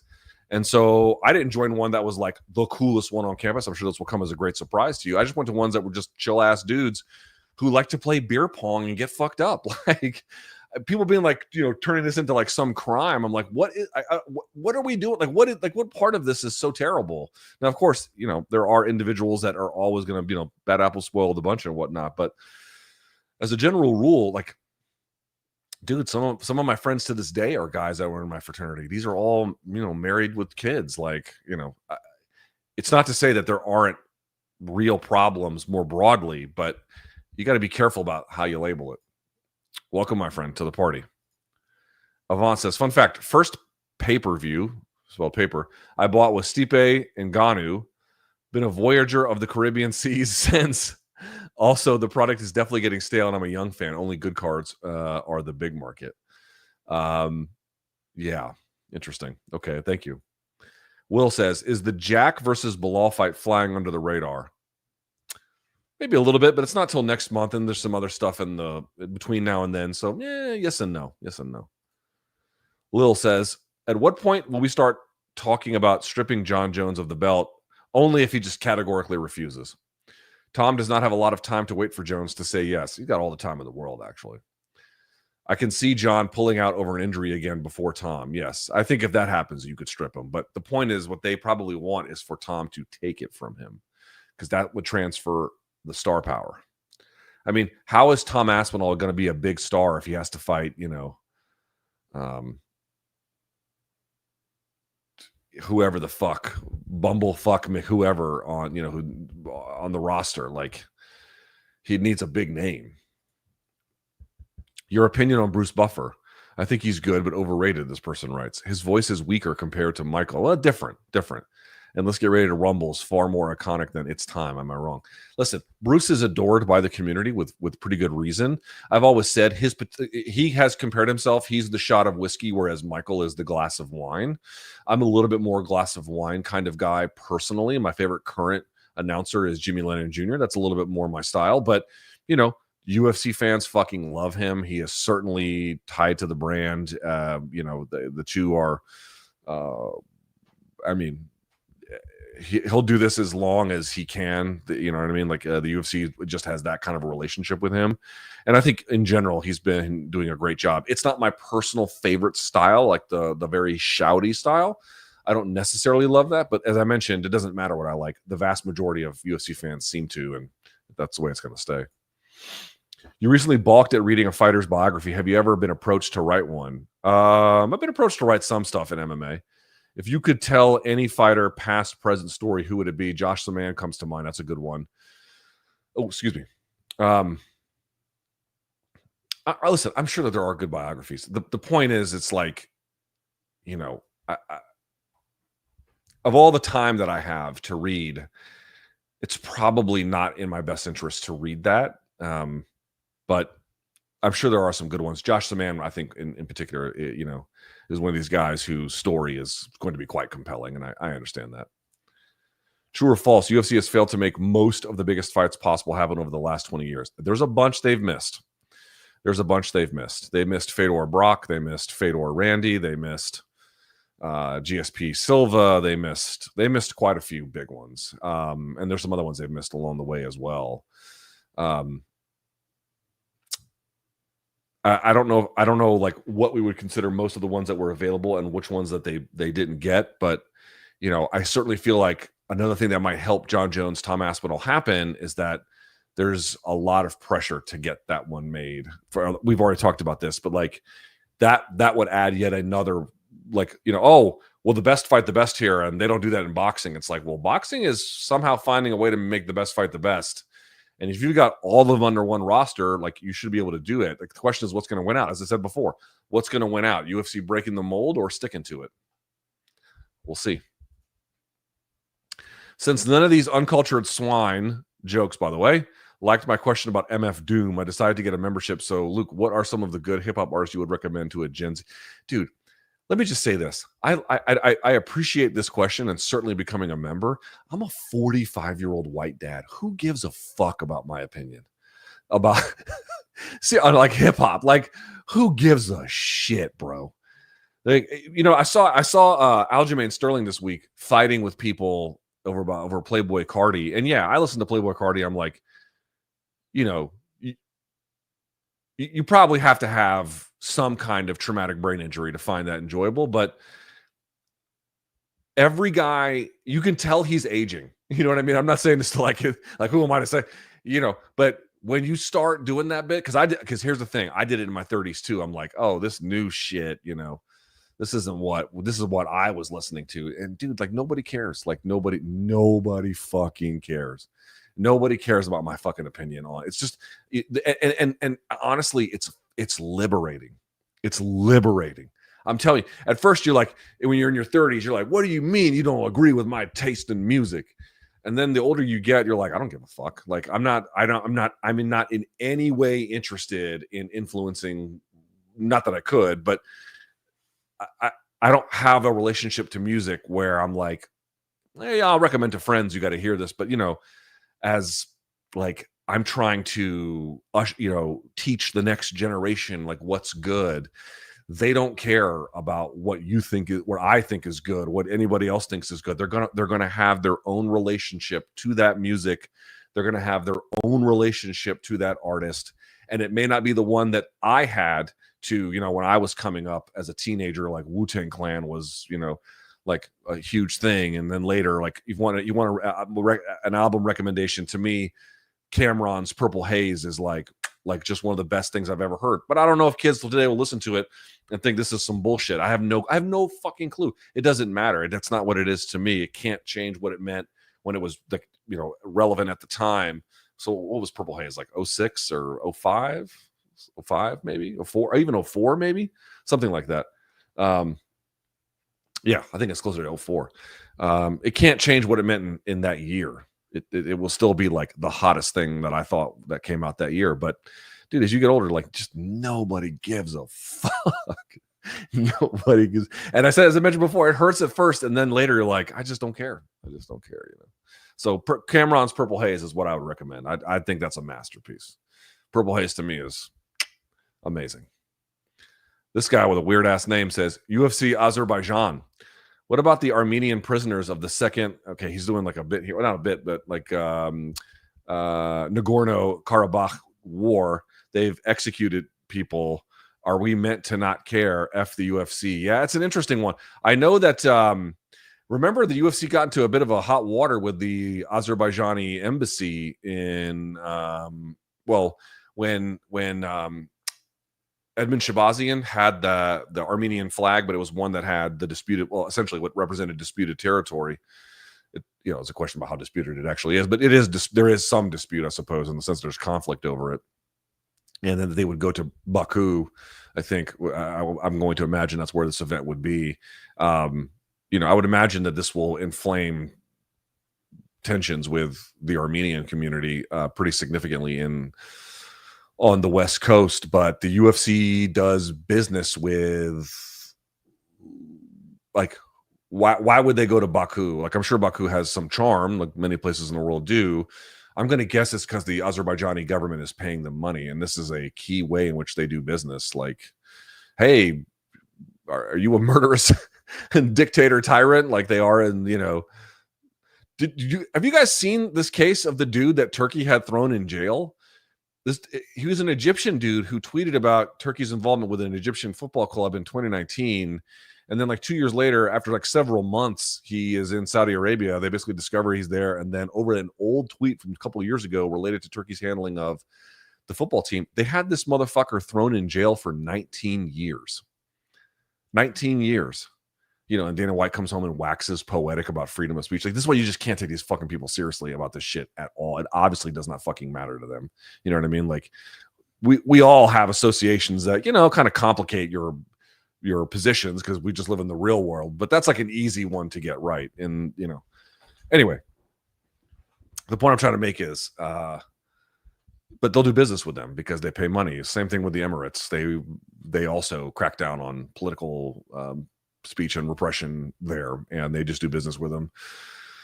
I'm not sure. I mean, I guess they wouldn't go to North Korea or something like that, but I'm not sure who would be disqualified from them doing business with as like organization to government. I don't know even who that would be at this point. Deronimer says, is Christiane Cyborg the most disrespected fighter in the history of MMA? She's getting her flowers now, but there was definitely a time that was the case. The UFC did a full court press. Not just her. Ronda did a full court press. Excuse me, not just them. Ronda did a full court press. A lot of people did a full court press, you know, going after her and telling her to make weight she really was not. It was not healthy for her to make, and all this bullshit, you know. But over time, I think people have really come around on her, and I think there's a lot more celebration of her now. But for sure, there were just years of abuse she had to deal with. She's one of the toughest people I've ever seen, man. I mean that. The amount of abuse that she suffered is well past what a lot of people could tolerate. Are people overthinking the scoring criteria when considering damage? If you land a punch in the first 5 seconds and then are in side control for 455, you lost the round. Am I crazy?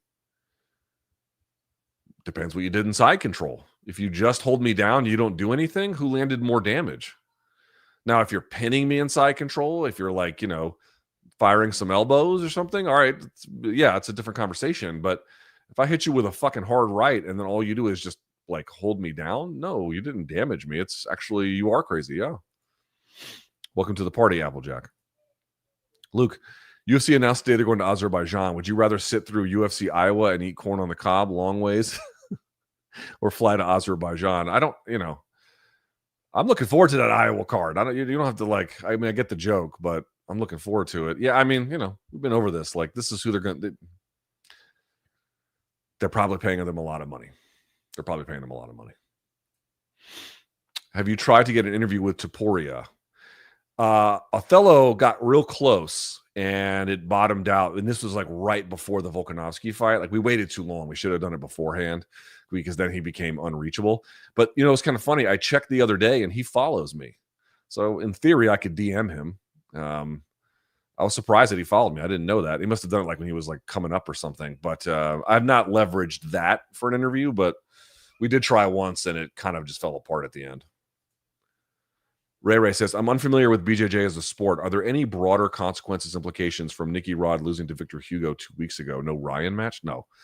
This is, if anything, what do you have next / rematch sport / wait for the next thing where you can confer legitimacy, ADCC, CJI, whatever. It's a great win for Hugo. Please don't misunderstand me, but it's not like, you know, in a sport where you could have 20 to 30 fights total in your whole career, one loss can be quite significant. But Nicky Rod might have 20 matches all year. You know what I mean? Okay, he's a little different, but you get the point. Like, there's just so much competition that's available for people who want to stay active. Like, one win or loss typically isn't that decisive. I got a good laugh the other day from skimming through the last Power Slap event and seeing referee Chris Taglioni take a point for stalling. How doomed are we? Jesus. Are they doing that bullshit over there? Lord have mercy. How to fix the UFC's current state. 1, sign exclusive deal with Netflix, both fight nights and pay-per-views. Cut down from 13 to 10 events, lower cost to $50. I think that would help, but you still have a group of people that are not selling as well. $50 would help. Again, I think a reduced price to a degree, depending on everything else you do with your content offerings, can make a difference. It's not like it does nothing. But I don't know if $50 is the right price point, or, you know, going back to something like 60, 65. Again, you would have to ask the quants who come up with this kind of stuff. But this would probably help to a degree. I just don't think that's enough. Oh, add 10 to 20 title fights per year on fight night cards so champions can be more active, which creates hype and consistency. If you have a sufficient reduction in overall event volume, you could do that. Yes. 3, air pay-per-views in 4K adds value so people might buy instead of illegally watching. I don't think that adds a ton of value, but I agree. I would like that. And you should be able to buy it without Netflix subscription. That would also be fucking cool. Yes. These things would help. These things would help, certainly. Didn't realize I hit a year here. Appreciate the content. Thank you, Ryan. Thank you, sir. Getting my sleeve started tomorrow. 6 hours at a tattoo convention. Come back here and show us the picture. And I hope you did your homework, because that's a lot of time. Good luck, my friend. I've sat for 6. 6 is the longest I've sat. It was painful.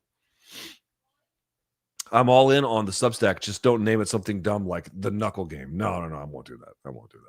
I did do that previously. I won't do that again. Deronimer says, I have given you a special shout out. Your content has influenced me to convince my mom to stop immediately drenching my steaks in A1 sauce before even trying them. Thank you, sir. Again, the people who use A1 on steaks, there's other things you could put A1 on, but like on steak, what you're doing is you're cooking out all the flavor and then trying to put it back in with the sauce. The way to fix that problem is not to cook it all out. That's the key. Does boxing deserve dealing with Trojan Horse Turkey and Dana's BS as punishment for the shameless sloppy toppy they did on Turkey when blinded by greed? I have to say, there is a part of me that feels like them taking it over after everyone has been so nonchalant about everything kind of is like a just dessert sort of moment. But at the same time, I just don't know what's best for it long. I don't know if that's the best thing for it long term, you know.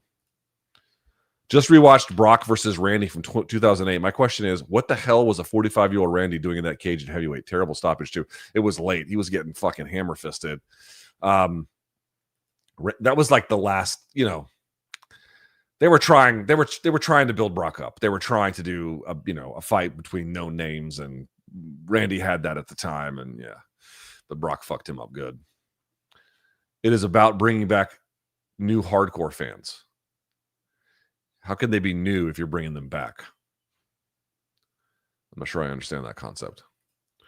Chris says, love the content, Luke. Having 4th hip surgery tomorrow. 2nd time repairing labrum. I don't know what FAI is. And we'll be watching your videos to get through the few next months. Was a goalie in hockey and hips wore down quick. Damn. Yeah, man. I know a bunch of BJJ black belts who got BJJ black belts in like their late 20s, early 30s. And they all had hip replacements at 40. Like all of them. Rico says he's moving to Chicago, new job, way more money. A lot of inspiration came from this chat. Thank you and everyone else. Great community, and subscribe to Substack, y'all. Thank you for being outspoken in many ways. Thank you guys for the support, and good luck in Chicago. Great city, Chicago. Great city. Love Chicago. Got a lot of good things to say about Chicago. The cold, not so much. Not so much. But the city itself, the people, Chicago's fucking awesome. Rank these in order of best cardio in their prime. Cain, Tony, Max, Merab, Colby, Diaz. Well, Merab is more than I've ever seen anybody. So Merab's number 1. Tony probably at 2 because I saw him fight RDA in the sky in Mexico City. That's insane. I'd go, it might be a tie between Max and the Diaz brothers. Maybe Diaz brothers is slightly ahead. And then Cain's still great, but because he's heavyweight and he did gas at altitude, I'll put Cain at the bottom. Any thoughts and predictions for Bilal versus JDM? JDM has had some grappling problems, but he's gotten better. Plus, age is not in Bilal's favor, particularly at 170. I have not done tape study on this one. I have doing tape study for this weekend, and I haven't really talked about it, but I guess I'll have an announcement next week. I guess another one. You like another one? Yeah, another one. For some other work related to tape study that I'm doing. So stay tuned for that. So I've been kind of occupied. I haven't even looked at that kind of thing yet. What is your favorite niche of philosophy and why is it existentialism? It is not, dude. I would say this a million times. Philosophy of science. That was such a mind-blowing fucking course. The intro to philosophy of science. I cannot all the time.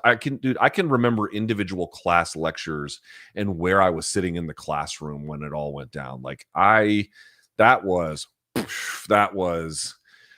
like, what are the philosophical underpinnings of the scientific method? Why did Francis Bacon arrange it in the way that he did? What does it all mean? And then this is where I was introduced to, some of the works of David Hume, who remains, like, to me, just one of the most brilliant thinkers I've ever had the pleasure of reading.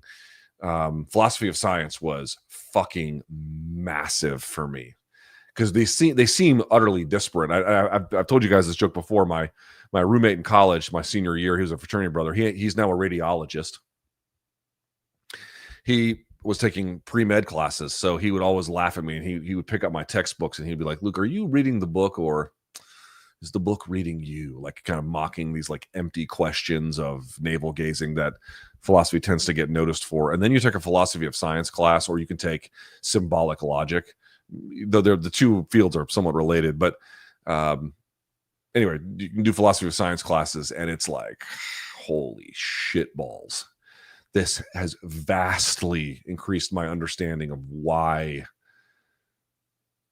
science operates the way that it does and how people came to these conclusions about how to do it and what the difference is between a hypothesis and a theory and why those distinctions are important. I mean, all that stuff. It was that philosophy of science. If you ever get a chance to take classes with anybody who's good at it, because they got these online ones you can take. Oh my God. Do that. That was revelatory. Game changer for me. Thoughts about ONE FC card this weekend being a pay-per-view and Muay Thai kickboxing heavy. Main card is deep. We'll have a preview for it tomorrow on MK. I actually spoke to Timothy Wheaton to get ready for it. So we'll have some more of this tomorrow. I'm actually pretty pumped for it. I'm pretty pumped for this Takeru Rateng fight. If I can be totally honest with you, I'm super pumped for it, and I'm not super big on this kind of thing normally, but I'm ready to rock that. And I think the top three fights are all like Muay Thai or kickboxing. There is a vacant title fight, if I believe, for the vacant flyweight or bantamweight crown, whatever. Adriano Moraes, I think, is back in it. But that Takeru Rateng fight is, it's been long in the making. It's got barn burner written all over it. Like, count me in. You guys know I got my issues with one, but if it's good, it's good, and that looks good.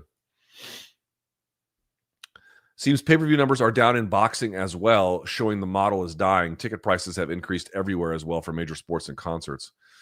I'm not sure what the relationship is, because certainly I can understand that in 2024, but I know they were up in 2023. So I'm not exactly sure what the reasons are. I don't know if to your point, the model is going to weigh down on everybody. Are there still meaningful differentiators between why UFC is suffering from the numbers they are and then boxing more broadly is suffering from the numbers that they are? And I think there should be some differences between them. Project Zeb says, do you have any interest to bring back resume review to MK or maybe to your Substack? Not at this present time. My friend and I really loved it. We do our own version now. Not right now. Potentially in the future, but there's no plans as of present. What's up, Saul? MK all day. Thank you, my friend. Typing crunk and elevated is harder than I remember. I basically need some tips to keep me going in my first year of college and onwards. Howdy from South Africa. Salute. Rugby is king. I do like rugby. It's a cool sport. Did you see the clip yet from FFC fights on Fight Pass last night? They threw an axe kick and it pulled the person's shorts down, wiener out and all. Somehow I have missed that. I didn't see that. FFC is what? The Argentinian promotion? If memory serves. Okay. I mean, we're just reading Dana slander here. Do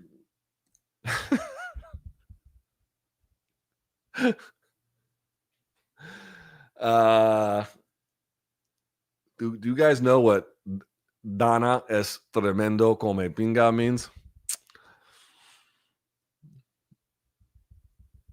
Does anybody know? I think you could probably plug that into Deep L and Deep L Translator and get it. But thank you, Daniel, for the support. I appreciate it, bud.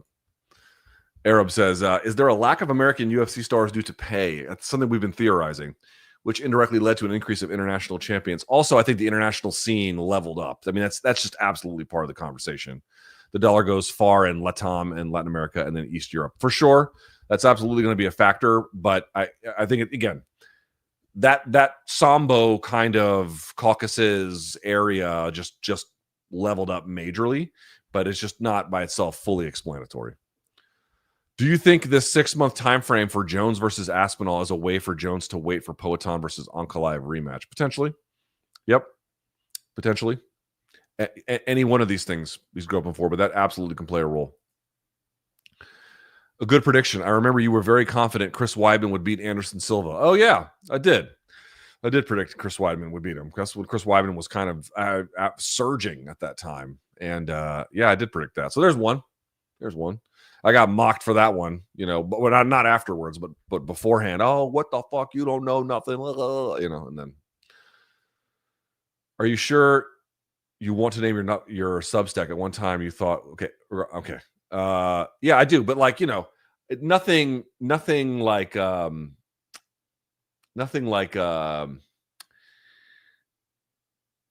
combat sports, rearnakedchoke.com or whatever. Nothing like that. Like something more broadly useful. Will we see the UFC move away? I heard my daughter picking up one of my pieces of weightlifting equipment. Okay. Will we see the UFC move away from ESPN because of pay-per-view buys? Well, I don't know. ESPN Plus literally never works for me. I've bought cards in the past and still had to stream them. Why pay how many people stream illegally? I think that they will probably remain on some level with ESPN because there is such a crossover already kind of ingrained in UFC fans. But I do think it's going to, like I said before, I think it's going to be chopped up.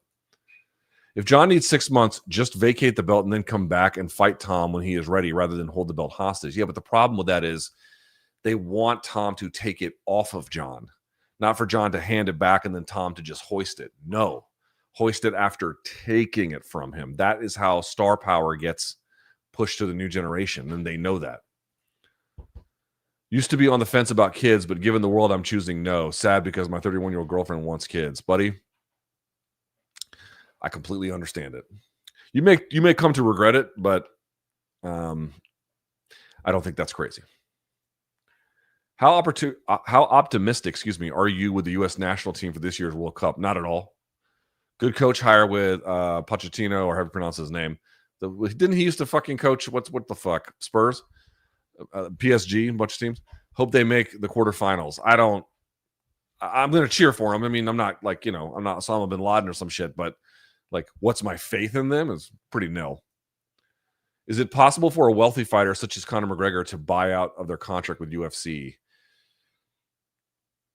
I don't know. I don't think so. I think he would have done it by now. Floyd was able to do it.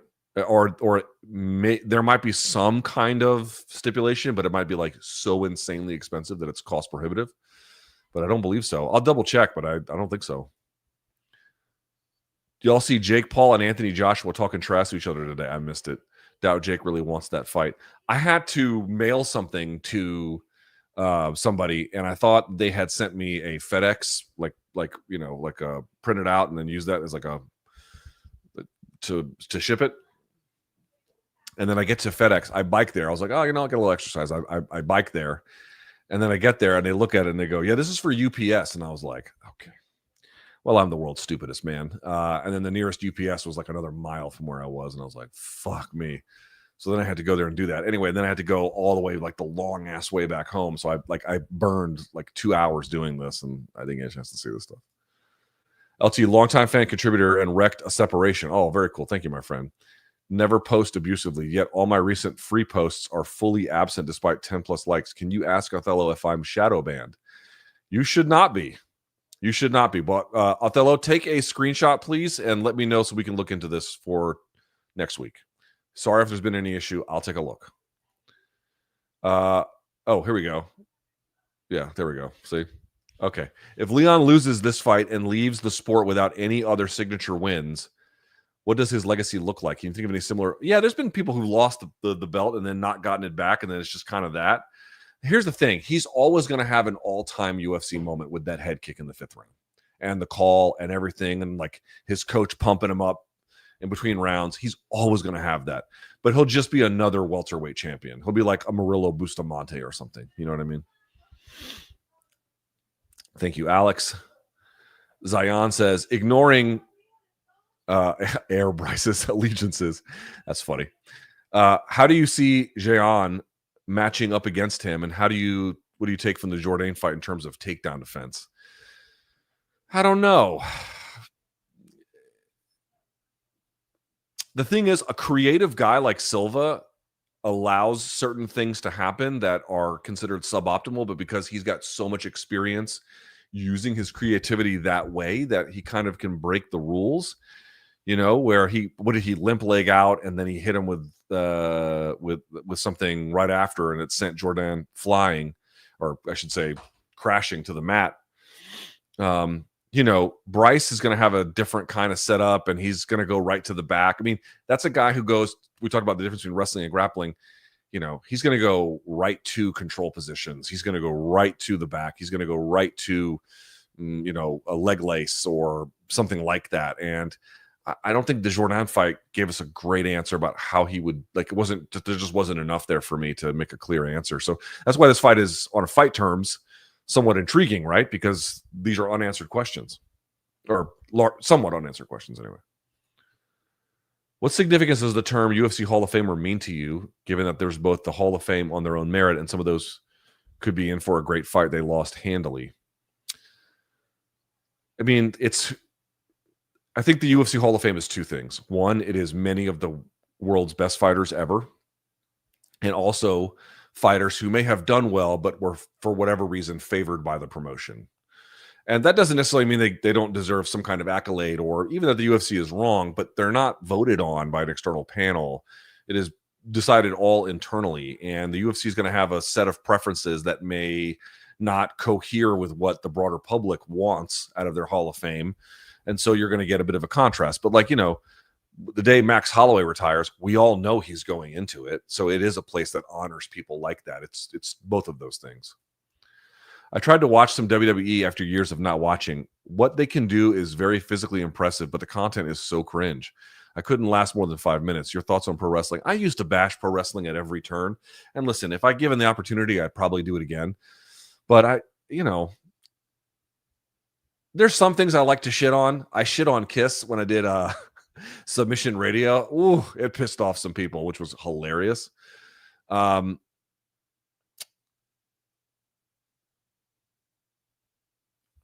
Dude, it ain't for me. Let people like what they like. And then you get older, as I mentioned, like, why don't you like my music? Nobody gives a fuck, old man.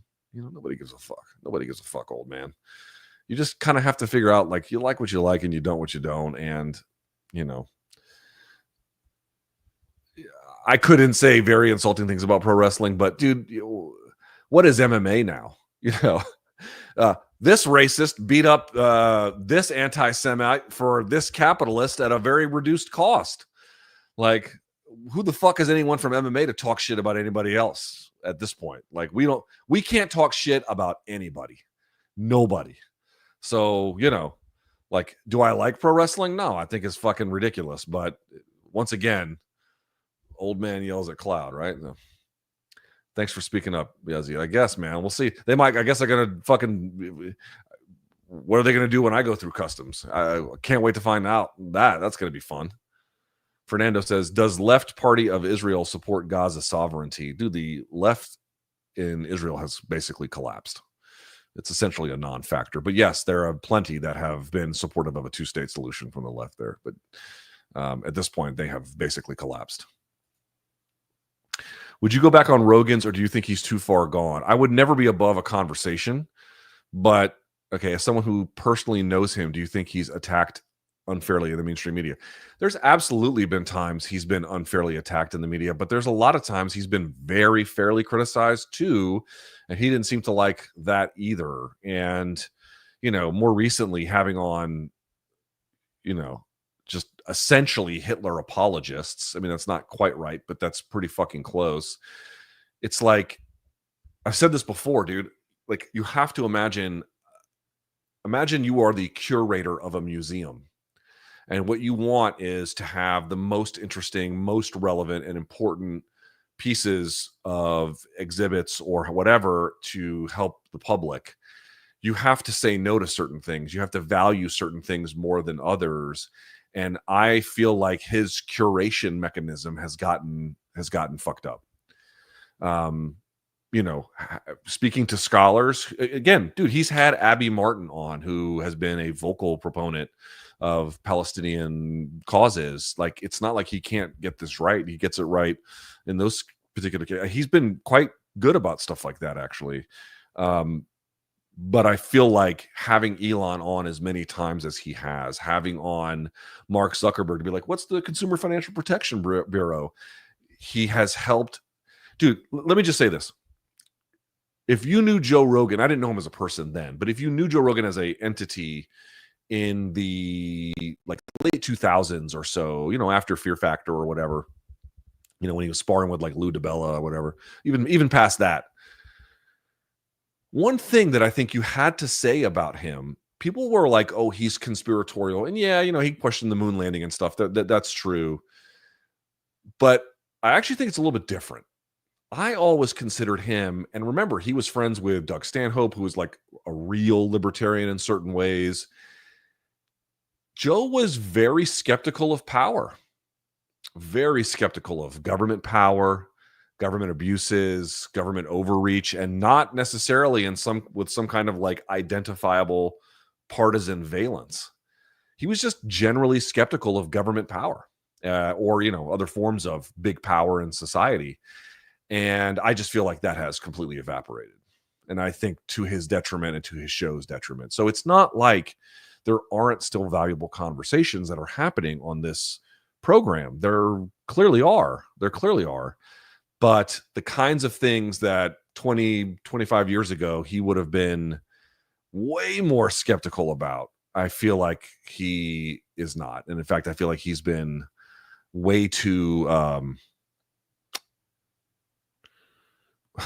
I'm gullible, honestly. Like, getting Andreessen and Peter Thiel and, again, multiple times Elon, like, what even is the CFPB? Like, dude, they're just these fucking clowns. I'm not Rogan, but these other fucking clowns, these billionaire clowns who are using trumped up identity politics as a cover to just dismantle consumer protections and welfare to your detriment, to my detriment. It's just been so nakedly fucking obvious that is what they are doing. And I find it quite regrettable. He has been the one that has given them some of the most oxygen that they've ever enjoyed. I think we are all poor for it. BMAX says, highly suggest True Anon, especially the Elon series. Okay. What band are you coming out of Mosh retirement for? None of them, motherfucker. None of them. You kidding? I could barely sleep without my back hurting. Did you see Fox News' coverage of the protest at Trump Tower? I did not. All Jewish people with zero irony. They said they hate America Jews and hate America. I was very proud of those people. I did not see this. I did not see this, unfortunately. Weird question, but if Bilal beats JDM, how long till he surpasses Woodley in terms of where he's ranked amongst all other former welterweight champs? He's got a lot more than one title defense to put together, unfortunately. Yeah.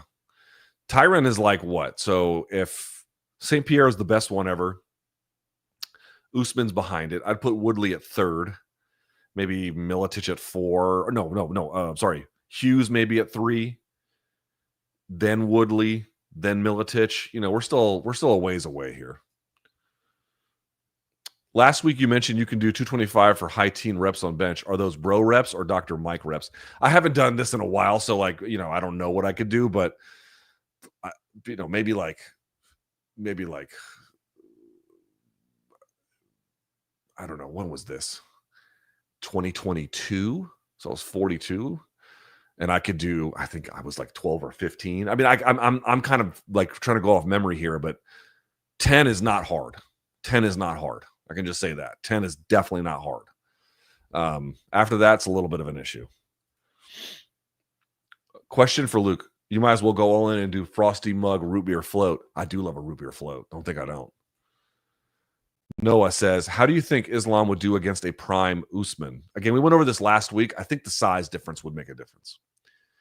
Islam is very clever, but Usman is a big welterweight, not a little one. I tend to think that would win out. Bryce is now saying that Silva is possessed by demons. I did see that. At what point should we be concerned? I don't know. He sounds like every other like religious person I grew up with in Georgia.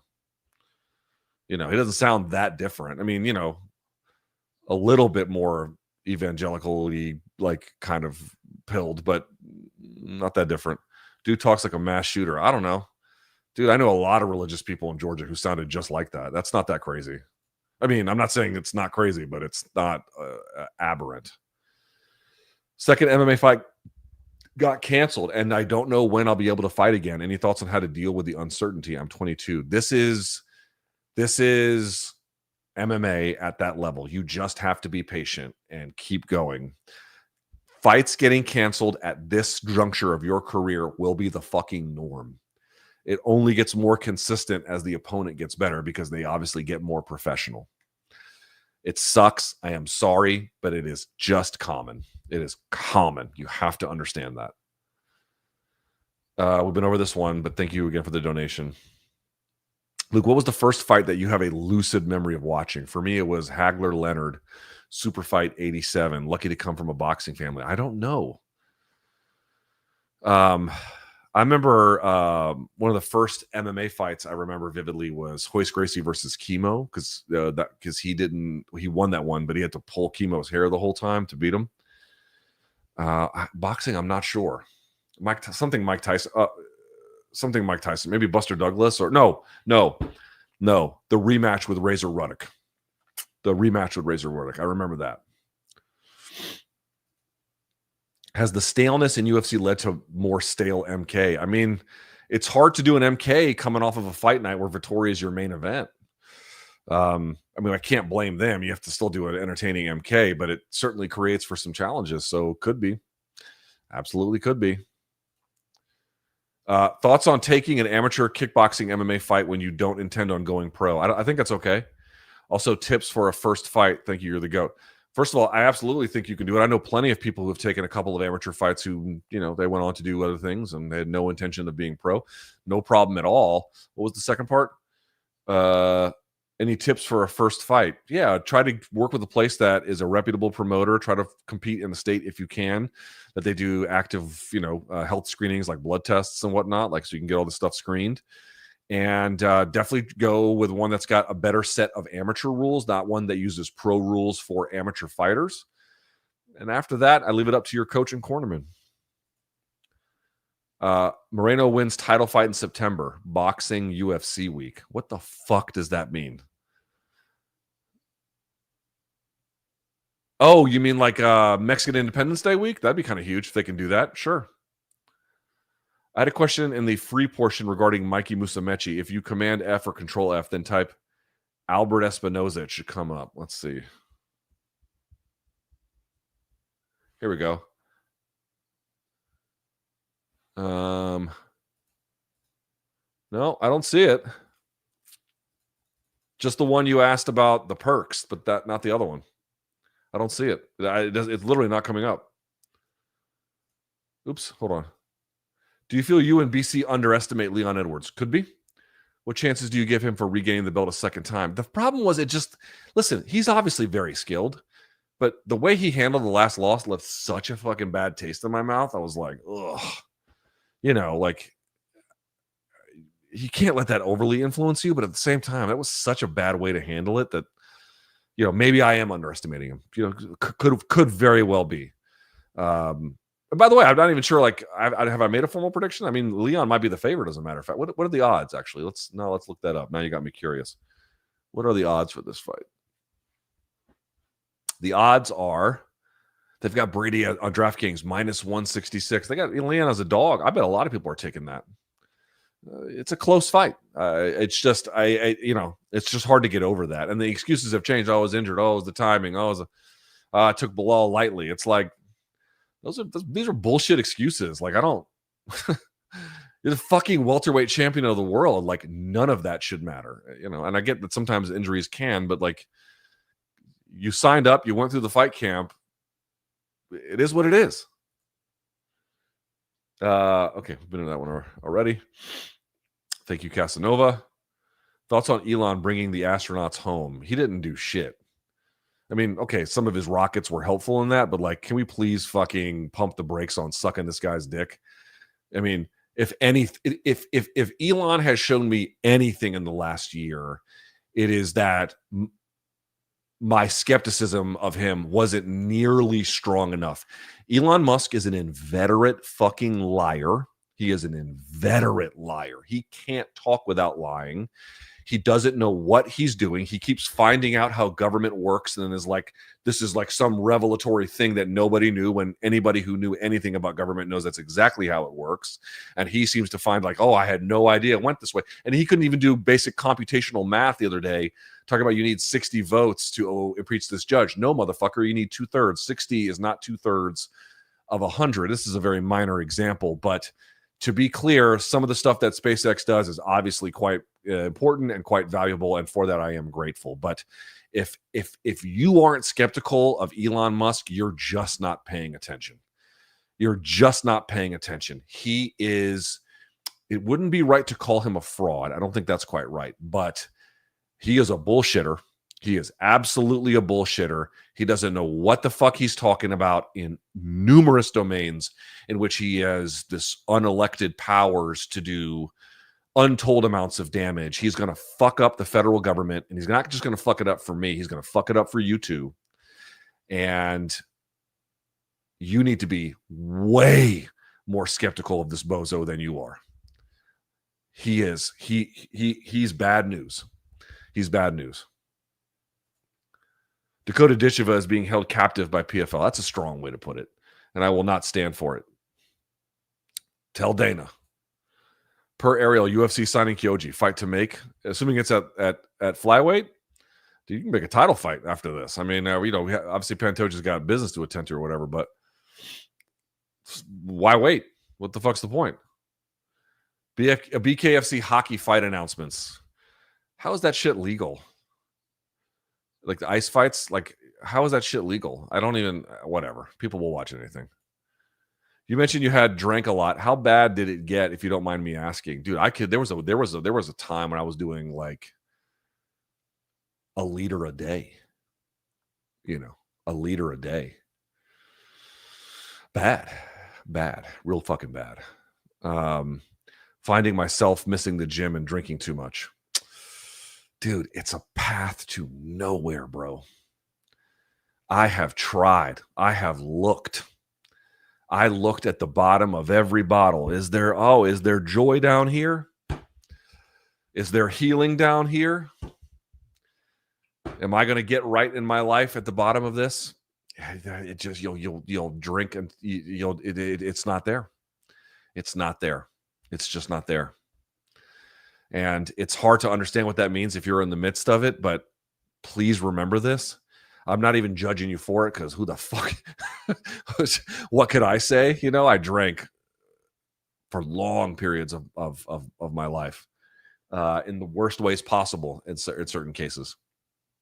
There is no help at the bottom of that bottle. I promise you. There is no help at the bottom of that. You have to do something else to get the help that you're looking for. And I hope you can find it, because if you don't get off the bottle, not only is there no solution at there, what you will find at the bottom of that is a lot of problems. As of right now, Tony is undefeated in the year of our Lord 2025. Thank you, Jesus. Why Substack and not a second YouTube channel? Great question. Partly because the UFC abuses the copyright system here. If you'll notice, when I upload videos, it doesn't get flagged for copyright, because everything I do is well within the boundaries of fair use. But what they'll do is someone at the UFC actually finds my channel and then manually goes after it. And what they basically are doing is once they do that, the copyright system benefits them so much is I would then have to take you in order to basically get right. I would then have to take them to court. How am I going to do that? It's just not realistic. So that's one basic problem that we have, is that they are punitive and they are abusers of the copyright system. So that's one problem. The second problem is that I could maybe upload other forms of content here. I could do tech reviews or, hey, I talked to this book author, but there is reason to think that that would damage your algorithm with even just covering MMA stuff. I know some people there are always exceptions to that rule, but it could be a problem, and I really just don't want to risk it.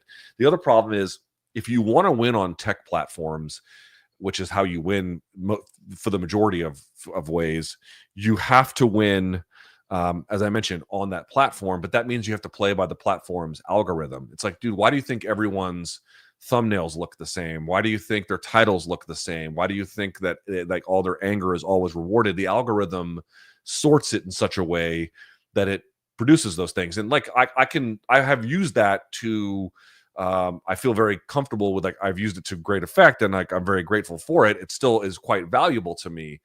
But it does make me wonder, like, are there other ways to do this kind of thing beyond this? Again, expanded. And that's why. I don't know if Substack's the right idea. Dude, Substack might fail. I have no fucking idea. But the reality is it solves, at least in theory, it solves a lot of those problems. Much love, Luke. How does Prime Marinovich BJ do against Islam and Topuria? I think he beats Topuria. Islam, I don't know. Islam's a tougher nut to crack, but he could do it with that jab, with his jiu-jitsu. Like, dude, Prime BJ versus Islam, that's a hell of a fight. We're almost done here. Will you keep up with this season of Tough? No. My old training partner, Jeff Creighton, will be on. Check him out. Sorry. You have the worst case of TDS I've ever seen. Yeah, I don't think so. I think you have the worst case of TDS that I've probably ever seen. There's just a group of young men that are absolutely incapable of seeing any kind of Trump criticism as like at the people who write questions like this. Ask them what they would consider a reasonable form of Trump criticism, right? Like, no one's perfect. Like, no politician is perfect. Ask someone like this what they think a reasonable amount of Trump criticism will get, and their answer is going to be licking his balls and blowing him and basically nothing else. These are people that have a religious relationship to the man, to the point where they think any form of criticism about the fact that he is now at the behest of interests of the Israeli government against lawful citizens, or I should say lawful residents, that the government doesn't even contest as breaking the law, that is considered Trump derangement syndrome. It's so nonsensical to the point of being fucking pathetic to make this argument, sir. I am so sorry to be the one to tell you this. These kinds of people treat criticism of their hero as blasphemy because that's the relationship they have to him. It is religious in nature. It is not actually, for the most part, based in any kind of notion about what is effective policy, what makes it effective policy, why is that policy constitutional, what are the reasons that prove it is constitutional, what is good long-term for speech protections, they don't have any answer to any of these questions because these questions are irrelevant to them.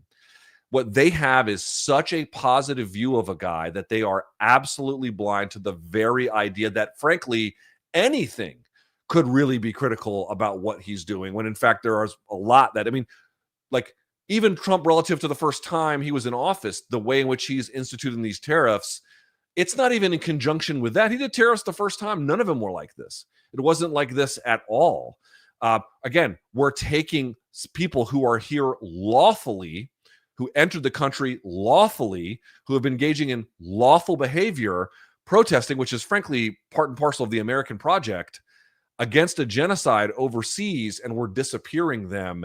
And I'm the one with Trump derangement syndrome. Sir, I am so sorry to tell you this. I really, really am. And I know it makes you feel very comfortable and confident that you can look at someone like me and think, oh, I just can't live in a world where like Trump exists. Guys, he won. He won fair and square.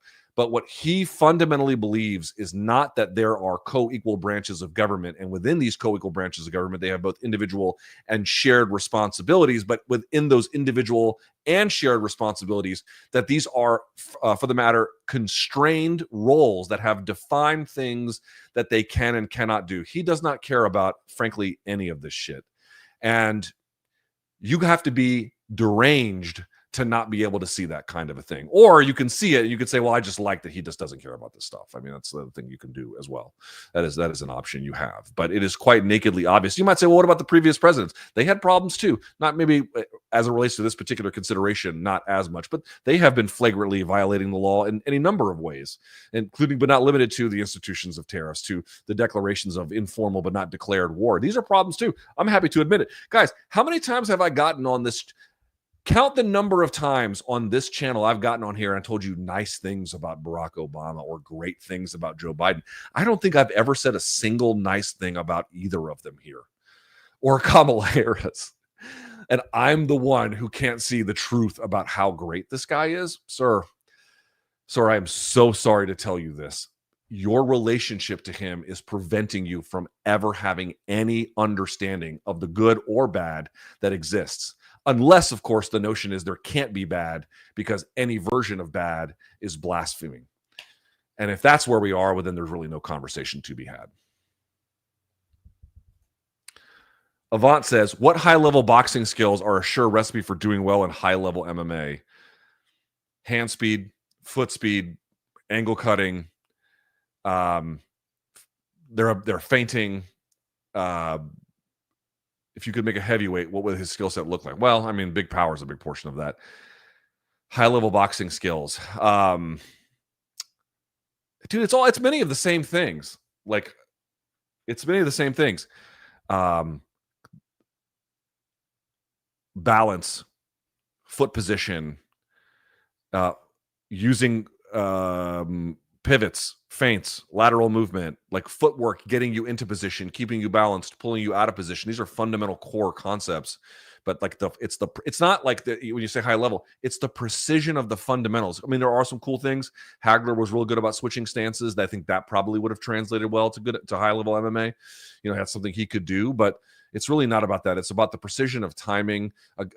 Guys like Bud Crawford can do things where they're almost like feinting, not just what they're showing, but they feint what they're showing as a function of distance.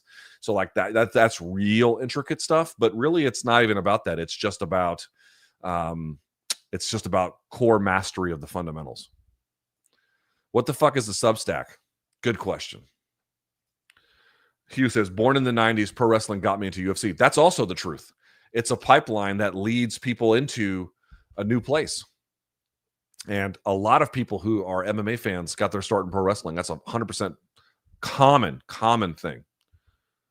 All right, last but not least, Doge fired 13 park rangers for Lake Mead responsible for cleaning trash on the lake. People in my neighborhood are pro-Trump and pissed. Yeah, listen, again, the people who say stuff like this, they have nothing in the way of substantive or otherwise interesting things to say about Trump in terms of understanding, like maybe his strengths, but some of the weaknesses too. They have no informed commentary about that. And it's because they have a worldview that simply will not let them have one. And that's why they accuse other people who are like, maybe have a different opinion, might be nervous. And of course, there are people who are like hysterical about him, like they are any politician that they don't like. And he is intensely polarizing. But people like this, make no fucking mistake about it. If you had to ask this person about the limits of his or about the limits of how effective his policies have been, why they've been ineffective, what he's done wrong, and in particular, what about it? He might tell you something about vaccine science, and that's it. There's nothing. I guarantee there's nothing else he could tell you. He can't let he doesn't have a relationship to this politician that would ever allow him to do that. He can't see it. He cannot see it. And that's the difference. That's the difference. I can see all the failures in, dude, George W. fucking Bush. Please get out of here. that. I can see the failure. Obama has led us the left to absolute fucking ruin, and he didn't go after the bankers. This is easy for me to say. And then among a number of other problems I could point out to including but not limited to the fact that he drone fucking striked half the Middle East illegally for God knows how long. And I mean, I could go on and on about this. Need I say more about Joe Biden, an absolute fucking senile clown who is responsible for just as much of that genocide in Israel as Israel is itself. I mean, among a number of other problems I could go into for that. I can see the problems with these people. This guy, he can't. He can't. He is incapable of it. And then wants to tell you the problem is you can actually see them. My friend, that's not the problem. Get help. All right. With that in mind, thank you everyone for watching. Oh, there's one more. Stop it, Luke. He's going to cry. I'm done. Thank you so much. I really appreciate it. You guys are the best. If you have any questions or anything else, email me, lukethomasnews@gmail.com. MK tomorrow at 10 a.m., an hour early. Be on the lookout. We're out of here. Oh, last one. Hold on. Who wins in an MMA fight, Terrence Howard or Billy Carson? Terrence Howard is more MMA weird, so it's him. All right. Love you guys. I'm out. Until next time, stay frosty. Peace, y'all.